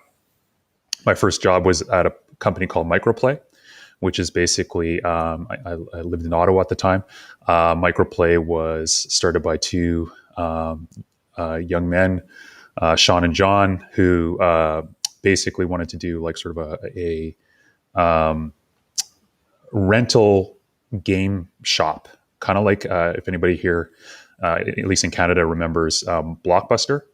It was basically Blockbuster, but for video games. They recruited me out of an arcade because I was obsessed with video games at the time, and I was hanging out in arcades all the time as I think it was 15 or 14 and a half, 15, tall for my age. So they thought I was 16 or 17. So they invited me to come to their brand new shop that they were building to be work behind the counter. Here on the right is an example of, it was a community, a gaming community. People didn't just go there to, purchase the games. They came there to play the games, to chat about games, the game culture, all that stuff. I ended up getting invited to work there until they found out I was 14. Then they didn't hire me. Then I convinced them, my first sales job, if you will, I convinced them to hire me. They wouldn't let me work the cash. So I became a game master. So I used to sit here and play games all day. This is not a picture that I'm in, unfortunately, but I got to sit there and play games all day and help people win the games. Like I could help them, rent more games, essentially, if I could convince them that it was easy for them to win it. So that was, that definitely started my entrepreneurial journey, because I got to watch these guys build this brand and eventually franchise it, and they were fairly successful. I ended up, one of my jobs, eventually, I'm fast forwarding a lot, but I ended up working corporate for a while, and I chose to work for a company called Sony. Why Sony? Because I loved, a lot of things about Sony. I loved the fact that it was a Japanese company, and I was really at the time very into a lot of Japanese culture, and I loved the fact that they were so inventive at the time. Like this is before, sort of Apple now I think would probably, take pole position on a lot of the innovation stuff around technology and so on. But at the time, Sony was like the end all be all. This is a picture on the right of myself with two buddies, and we were just so proud of our new Sony Vios. These were like little, small computers. They were like state of the art at the time, and we were just so obsessed with like the technology. And I ended up eventually getting a job there, working for a number of years, and it was my first opportunity to kind of be in the corporate environment for a career. I chose ultimately to abandon that for entrepreneurship, but it was something that it was a tough decision, because there was a whole life sort of break for me where I could go down one path with a significant other at the time, and sort of a whole sort of, I could almost see the path. And then there's another path where I would just sort of break away from all that and do something completely different. And I ended up making the choice that I made, which led me to back into entrepreneurship and working for myself again. This is one of the companies I built, co-built with some partners in Toronto, Canada. And it's a co-working company. This is the first space, still my favorite space out of all the spaces. Workhouse has, I think, over 10 spaces at this point now, more than 10 when I was leaving. And in year one, this was the first space on 100 Front Street East. And I love, we did this chalk drawing on the one of the boards, dreams don't work unless you do. So again, it just to see how far this came. I was there for 3 years before I ended up leaving early. The partners, my partners at the time, they continue to work on the business, and to this day they're still there and they're doing good. Thankfully, they recovered from some of the challenges with real estate spaces during COVID, but it's a great business. For me, I had a different calling. I'm not going to say a higher calling because I think that would, belittle, this business. But for me, there was some things that I didn't feel like I was challenging myself enough with. So I decided that I wanted to move away from this type of project and move back into some things that I thought were, to me, more aligned to what I wanted to do with my life. And so that leads pretty close to today. Not exactly, but it leads to about 3 years ago. So about 3 years ago, I left that company, Workhouse, and I wanted to do something like really show up at a higher level, do something really, that pushed me way beyond my comfort zone. I came up with this sort of, we'll call it the 10-year plan that was extremely ambitious to me, trying to shoot well beyond anything I had ever done, and really try to put myself on a mission to really have an impact in the world and change the world with my work, but also with the type of people I surrounded myself with, the other type of creators and entrepreneurs. This combination picture probably best represents what that meant for me. It was a combination of like looking at what's going on Earth, and also really obsessed with this idea of expanding humanity, like a lot of other people before me, like Elon Musk, Jeff Bezos, and there's lots of people now. But basically, looking at saying, okay, well, we have one planet. We've got, by 2050, we're going to have 9 billion people sharing this one planet. We have climate change. We've got, lots of things coming our way within our lifetimes, if we're lucky, that is going to put a lot of strain on this one planet. And we're not treating it well enough. And so on the left is sort of my commitment and passion around how do we help the planet that we live on, that the only way, we can sort of guarantee that it's going to be able to recover on its own is if we disappear, which is not a good thing for us, or we have to start to coexist more with it. And then at the same time, we have this sort of second mission where we have to expand humanity beyond Earth, because I think, Earth is going to get too crowded. And honestly, I don't think I trust us all collectively to always make the right decisions here, right? And so I think if we had a little bit more of a playground, hopefully, those decisions wouldn't impact everybody so negatively all the time. So I think there is a dual mission here where we have to get up much better with what we're doing here on Earth, but we also have to probably expand into other parts of the cosmos. So succinctly, this is sort of became my mission, and ultimately the sort of journey I'm on at this point, which is to discover and curate universal truths, and pledge to embody a life of love and Bushido, which is sort of the way of the warrior, towards solving humanity's greatest challenges. Okay, so I'm definitely not there yet, but I'm on the path, and I feel like I'm on the path every day, and I remind myself that it helps steer me in the direction that I want to go. So again, very, very ambitious goals, but I've been able to sort of map those into some like actual tangible things, including Darkhorse. And I'll talk in a minute about how that connects to what we're doing here. So I'm a visual person. I have a couple of number of projects right now that I work on. So it's helpful for me to sort of kind of go and visit those. So I have some websites up that I look at. I've got my personal site. I mapped out my plan before I ever started working anything. When I left Workhouse, I spent 6 months in Argentina just sitting around at cafes, mapping out what I needed to do and what I wanted to do personally. So I was very fortunate because I had the time and the luxury to be able to do that. More or less by myself. I had a couple of friends came down and visited me for a few months, which was really nice. But more or less, I was just doing that stuff on my own. Just sitting there and kind of going around checking out the country and the city of Buenos Aires where I was in. But a lot of my time was just spent journaling and just thinking, meditating, all of those type of things. I mapped out the projects that I needed to work on that were going to like stack together to be able to make the profound changes that I wanted to have an impact on working towards. Darkhorse was on that list. Not all these had a name necessarily at the time, but they had sort of a concept. So this idea of a community of entrepreneurs that could, work together to change the world.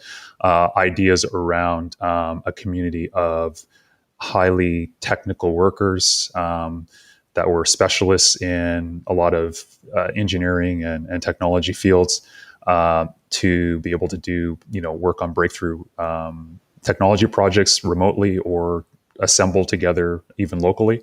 That became a project I started called Gygus. Hacker Inc. was a project that I started thinking about, which was basically building out, helping to build out more and more ambitious projects and spinning them out from an organization that could, sort of build them more effectively. So sort of almost like a professional hackathon, if you will, and that became Hacker Inc. Space Age became another project that I was thinking about, which is sort of supporting future era brands that we want to see live 100 years into the future. So I had all these sort of ideas and I mapped them out and then I started executing on them. And I said, okay, I'm going to plant all these seeds and I'm going to find amazing people to work with that can help, build these things out. And, I'm not going to go through the whole list here, but many of the projects that I sort of mapped out 2 years ago are now becoming real businesses. They're becoming businesses that have, partners that are becoming profitable and are growing. And there's a grand scheme to that. But that's where it all started for me, is just having that vision, getting out of my comfort zone and not letting anybody tell you that you can't do what you want to do. Not letting anybody say that, hey, you can only focus on one thing, or say that, that's over ambitious, or whatever the stories are that, you might be telling yourself or other people are telling you. You can do whatever you want. There's no rules here other than the rules that you impose on yourself. And so that's something that I always remind myself of. So far so good. Again, I'm not suggesting that anything that any of us are doing is guaranteed to succeed, because that's unrealistic.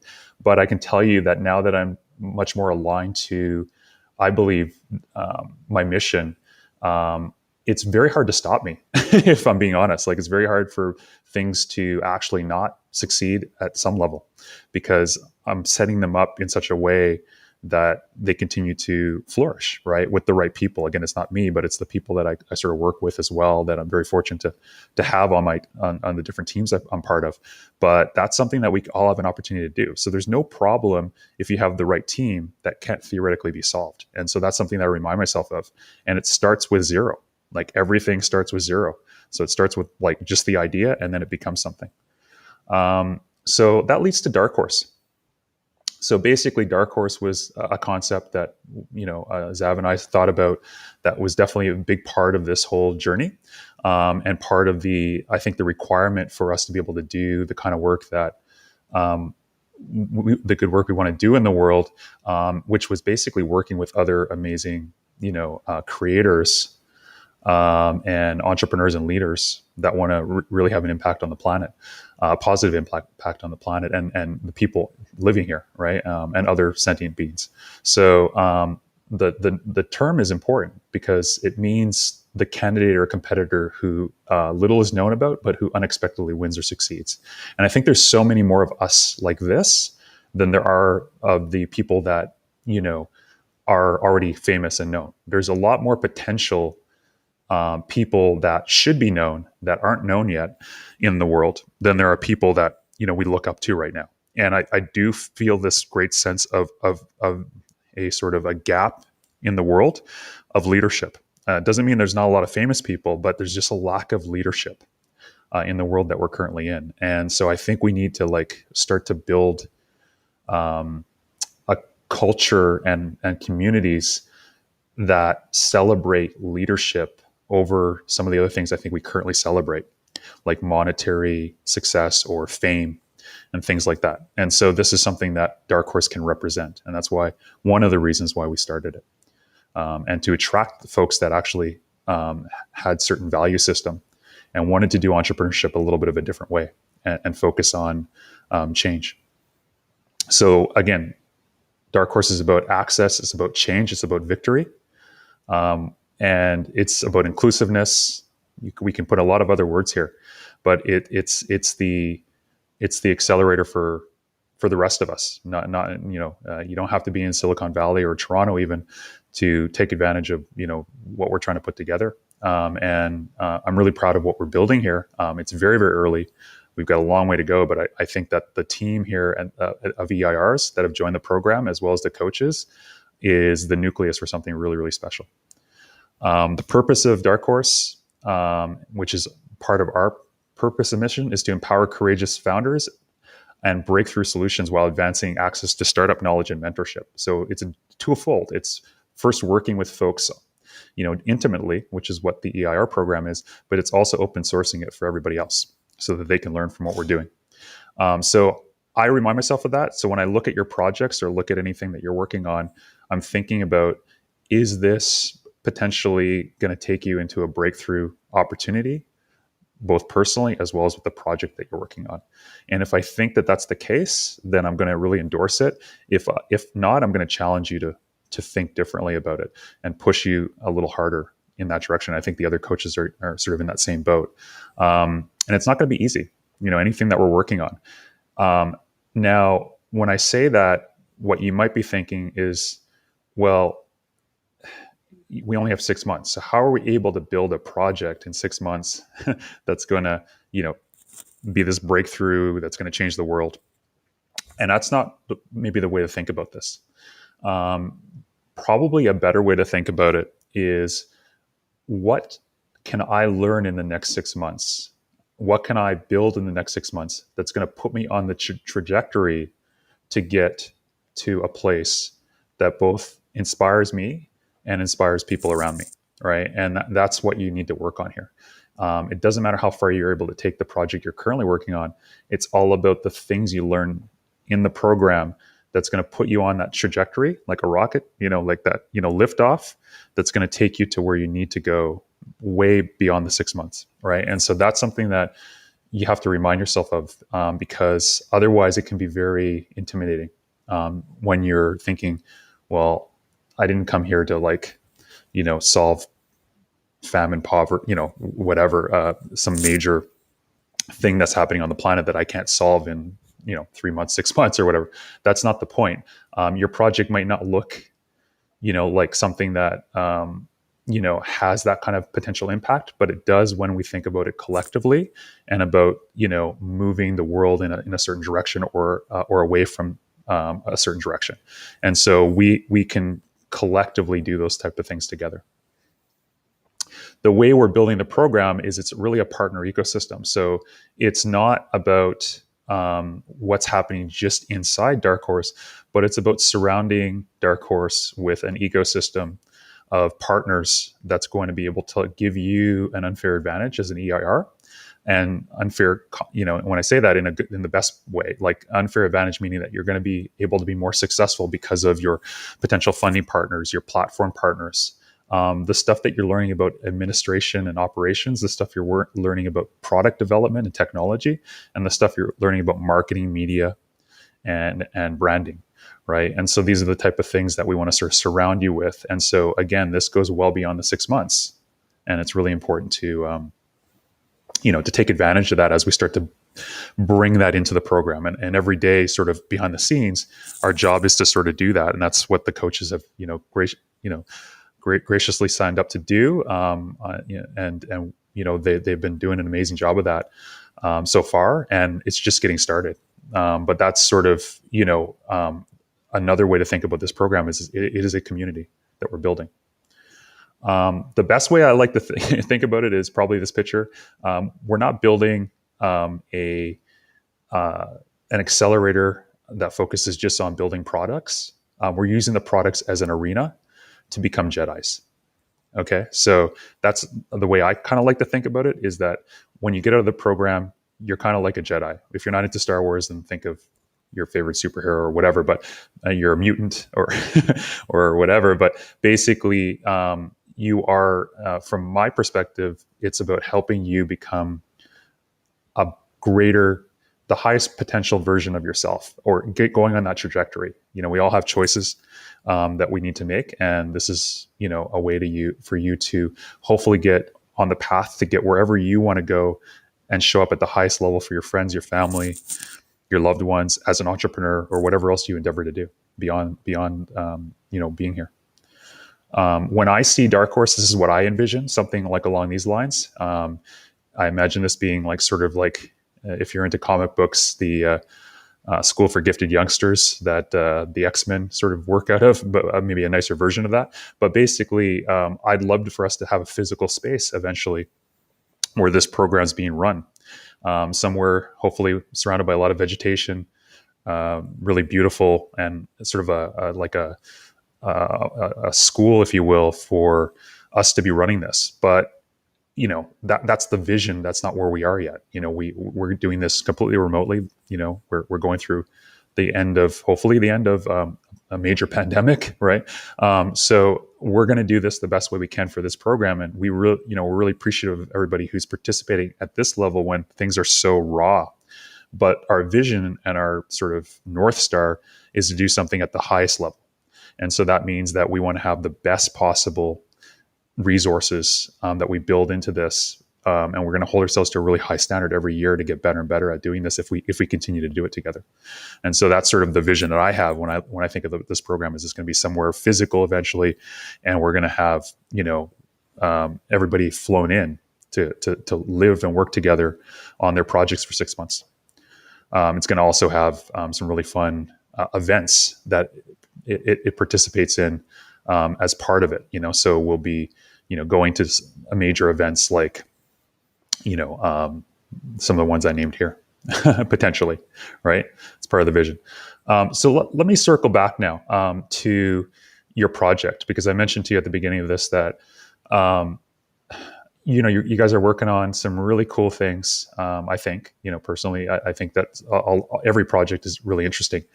A lot of them can be really intimidating because you don't necessarily have all the skills yet to do everything that you want to do.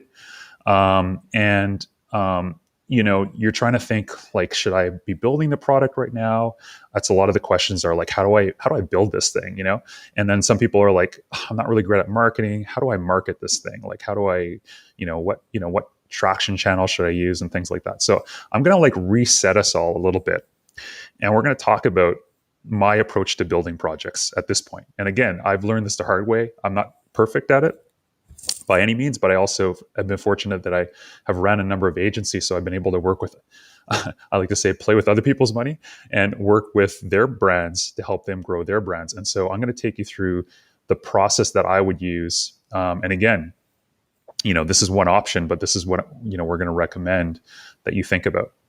So I keep thinking about building businesses as being obsessed with customer-driven companies and startups and products.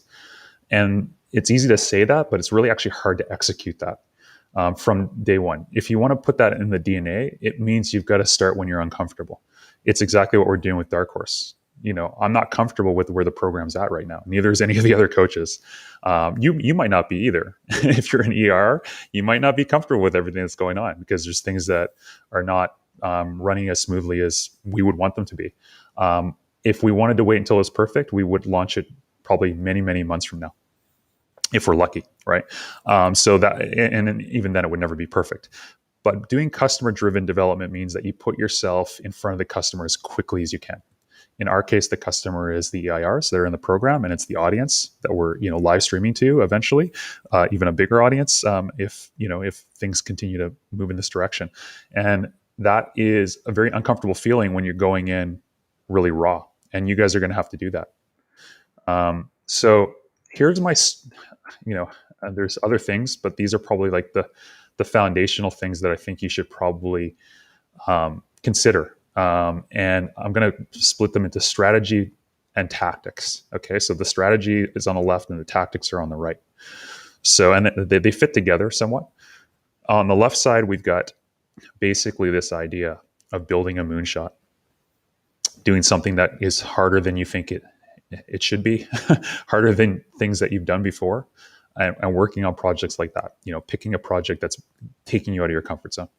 That you think is going to have a major impact. Okay, moonshots are something that Google made famous with their X division that works on moonshots. Projects that are 10x or more greater than the current sort of contemporary version of that solution. And so that's the kind of thing that you have an opportunity to do. So any project can be a moonshot. It doesn't matter how simple it looks. Anything can become a moonshot. It just depends on how you approach it. Depends on the mission you give it. It depends on the size of impact you want to have, who you want to serve. And it doesn't start massive. It always starts very, very small. The next one is having the long game in mind, not getting obsessed with just shipping fast and doing things for today, but also thinking about like, where can this go into the future? So really thinking the long game and thinking of it like a marathon, not just sprints. It's also about being cheap in the beginning.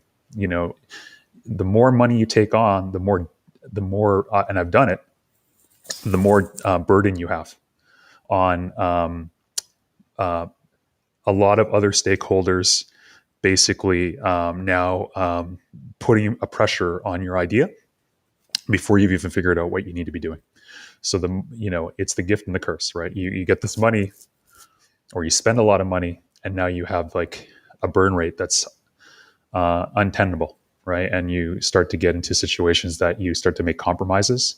You start to speed stuff up that you shouldn't probably speed up. You start to make bad decisions.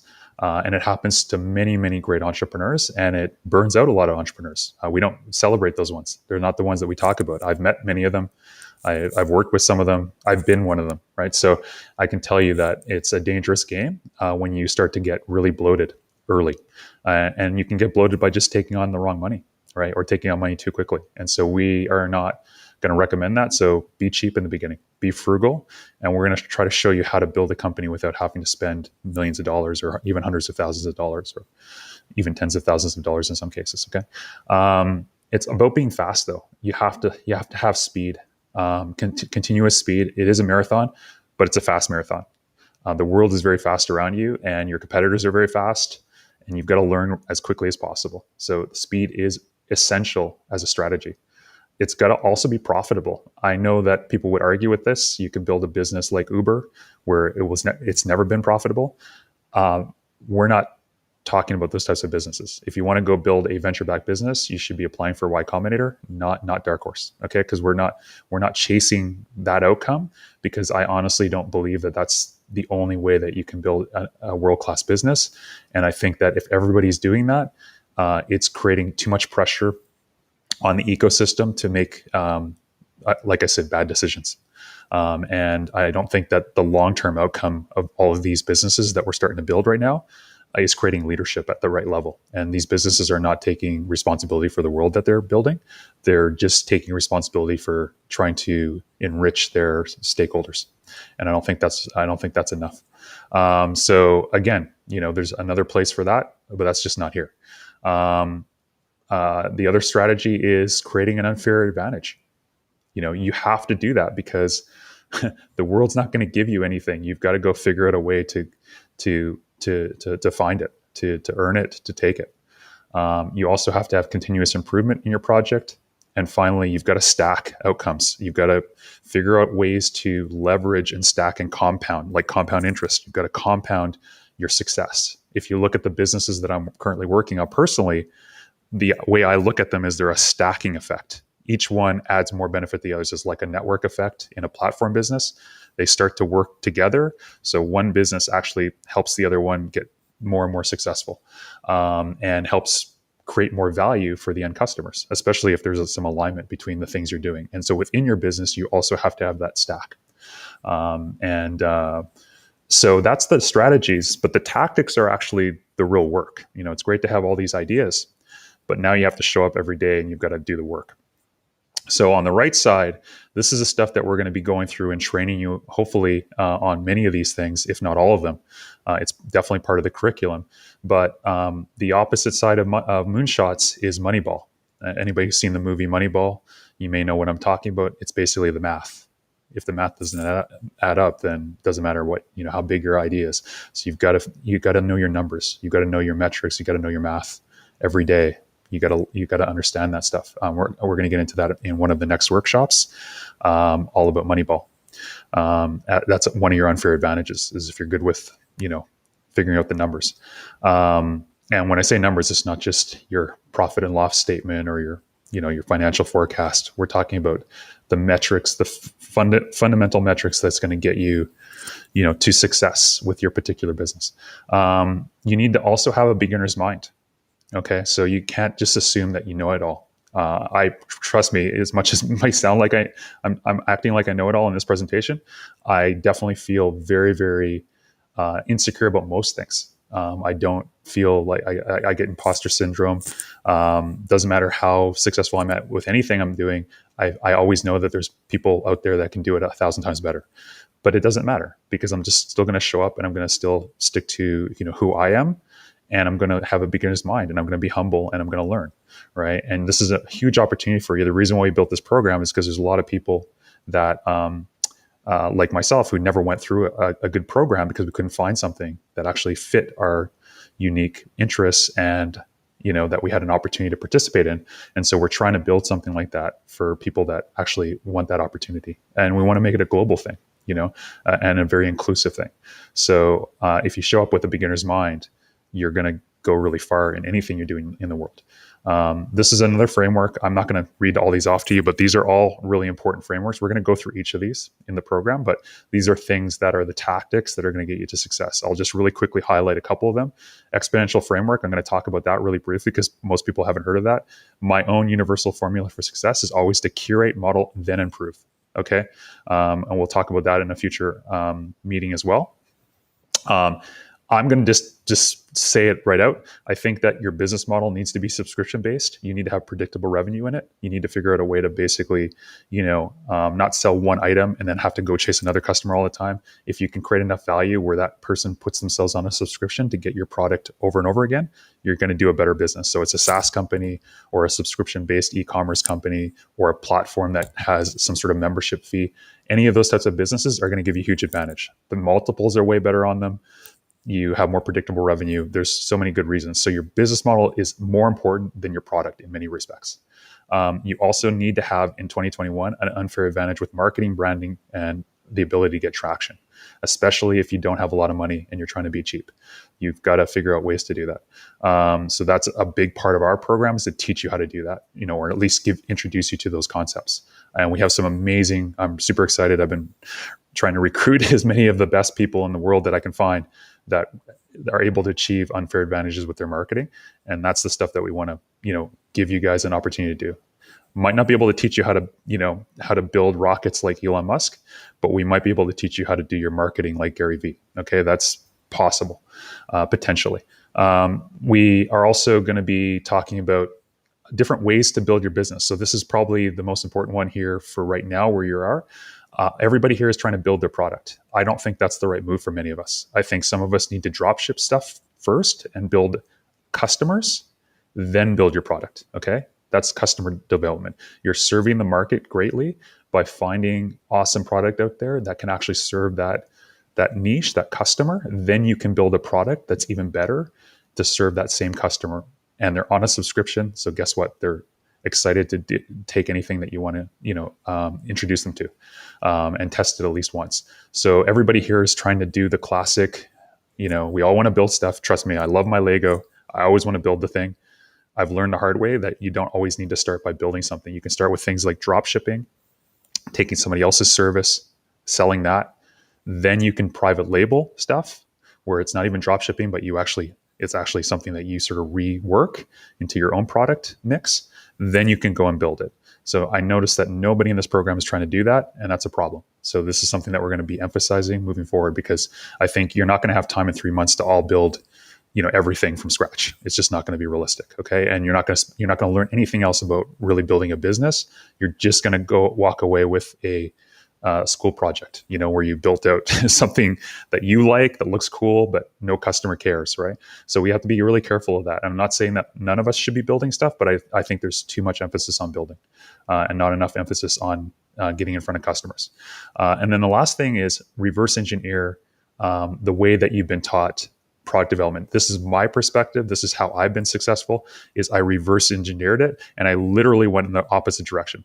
So I started with the market, started developing understanding of the market first, then I did customer development, then I built the product. I used to do it the opposite way, like everybody taught me.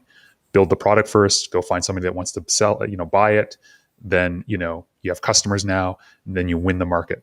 I don't think it's the right way. I think the reverse way is way safer, way more predictable, and you're not going to fail in your business very often if you do it this way. So that's the other thing we're going to teach you. This is quickly the 6 exponential framework. I'll get into this in our next meeting because I'm running low on time here. But this is one of the huge advantages you have about building a digital business. Every company that we have in the program, every company you're going to want to build into the future, unless something catastrophic happens in society, is going to need to be an exponential business. It's going to need to be a technology first business. So it doesn't matter if you're building a physical widget or not. You need to leverage technology. And these are Peter Diamandis put this together. He's a great entrepreneur and very, very famous in the sort of space sector, aerospace sector. He talks about the 6Ds, and this is something you should study. And we'll introduce this in more detail. Final thing here, are your goals bold enough? This guy Vareen on the left and Elon on the right there, their goals are bold enough. Vareen's a multi-serial founder, multi-billionaire guy from India. Elon Musk from South Africa, now American. These guys have really big goals and really bold goals. And I want to challenge each of us to have bigger goals. Doesn't mean you have to have the biggest companies on the planet. That's what I'm talking about. I'm talking about your goals for yourself. How you're going to serve your family greatly, how you're going to serve your community. Sorry. I was once on the board of the... Okay. So, yeah, that's it. That's all I have on that. Cool. So thank you guys. Thanks for being patient with that. I know there's a lot there, but I think there's some important stuff there. And I know I went over a bit. I apologize for that too. What else did I want to go through? So let's stop sharing. Actually, I kind of need to share again because I wanted to go through the exit. There's a couple of things just to give the EIRs in relation to their next meeting. So next Tuesday, there's some stuff there that we need to share with them. But sorry guys for going over. I apologize for that. Excellent. I will exit stage left again if you're going to share, Emery. Okay. Thank you. Okay. So here is a couple of things we'll just really quickly cover. Hopefully I'll get you out here in 5 minutes. So we have 2 days of presentations. So next Tuesday, we're going to live stream July 20th. We're going to have Rachel, local provisions. We're going to have, these are the 10 projects that are officially approved now. We're going to have Lindani, Stanley, and Nadabi, who are going to present Bribe, or any one of them can do it. Just somebody has to present the Bribe project. If not everybody's available, then we can have somebody present. We're going to have Chandrika present Heavenly Street. Shamsia is going to do Haven. And you can obviously pull in anybody from your team if everybody agrees. Hamani or Ashna is going to do Modern Saint. And then on the Friday, we're going to have Zach and Hamza do Gear of Defense. We're going to have John do Voltron. We're going to have Natabi doing moonshots. Extension will be doing quick serve, and Tuli will be doing herbaceous. We're giving the mainly South African team a little bit more time because of some of the challenges down here right now, so that not everybody has been available this week, and I'm assuming next week might be a little bit of a challenge too. But we're going to try to give the maximum amount of time so that they can prepare a little bit better. But that's going to be the order of things. We've also finalized the co-pilot sort of situation. So many of us have more than one project now that they're co-piloting. But the good news is because we have less projects, it just means there's extra hands to help each other out. And so we have our main EIRs that are leading those projects. And then we have an assembly of co-pilots. I'm not going to bother going through this right now because there's not enough time. But what I'll do is I'm going to share the spreadsheet into the Slack channel for everybody so you can go in and see what teams you're on. And you're just there to help each other. I mean, again, there's still leads on these projects, but just try to, lend some help, whether it's marketing, operations, technology, whatever you can do to help. Obviously those team members are going to be looking for that support if possible. And then each of us is assigned to, because we have a smaller group now, we actually have, all of the coaches, including myself, all the head coaches are at your disposal, but we're just going to be more efficient with how we're sort of setting up the office hour meetings. So we have basically our two sort of key marketing sort of side or media side coaches, which is Carla and Zavash, who are going to be focusing on, supporting your project from a marketing perspective. So you want to meet with them when you're thinking about media, marketing, that type of stuff. If you're thinking about technology or operations, you want to be meeting with Susahash and Paul.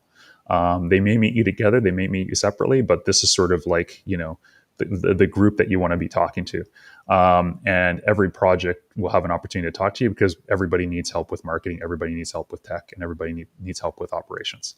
The facilitators, these are going to be your lead assigned folks for the facilitation side of things, although there is a couple of nuances, as you all know, because not these coaches aren't necessarily working on every specific project with you, but they're working on the majority of the projects with you. So Hashim, you're working on majority of your projects that are being led by Susahash.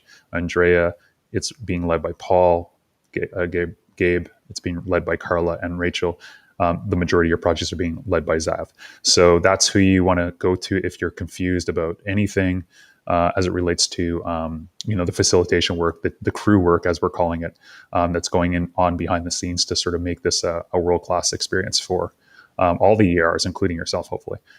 So that's just some updates I wanted to make sure everybody's aware of. I will put this in a document for everybody to look at in Slack so that you'll be able to go in there. And then there's a lot of work happening in ClickUp so that you'll be migrating into ClickUp to manage your projects in very short order, but as well as a bunch of other things.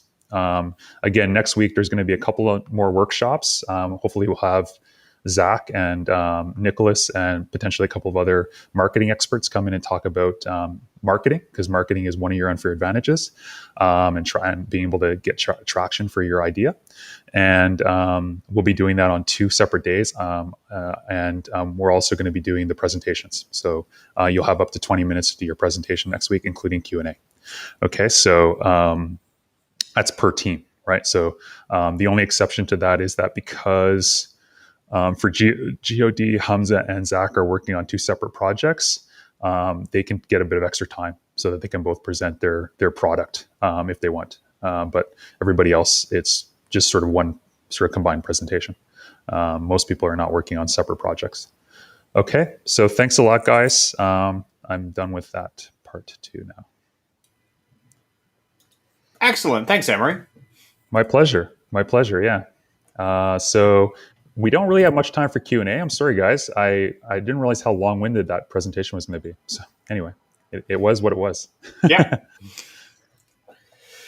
So if we have no time for Q&A, is that it for this week, sir? I think so. I think we're good. Save any questions you have for next week. We'll do them on Tuesday. And otherwise, thank you again, Paul, as always. Awesome hanging out with you. And thanks, Zav, for the awesome presentation earlier. And thanks to all the EIRs and all the rest of the coaches and crew for just making this always such a pleasure to do. Awesome. Well, we will see everyone next week. If you need anything from the team or have comments to Emery, to Zav, to myself for anything. And yeah, we'll see everyone Tuesday. See everybody Tuesday. Bye, guys.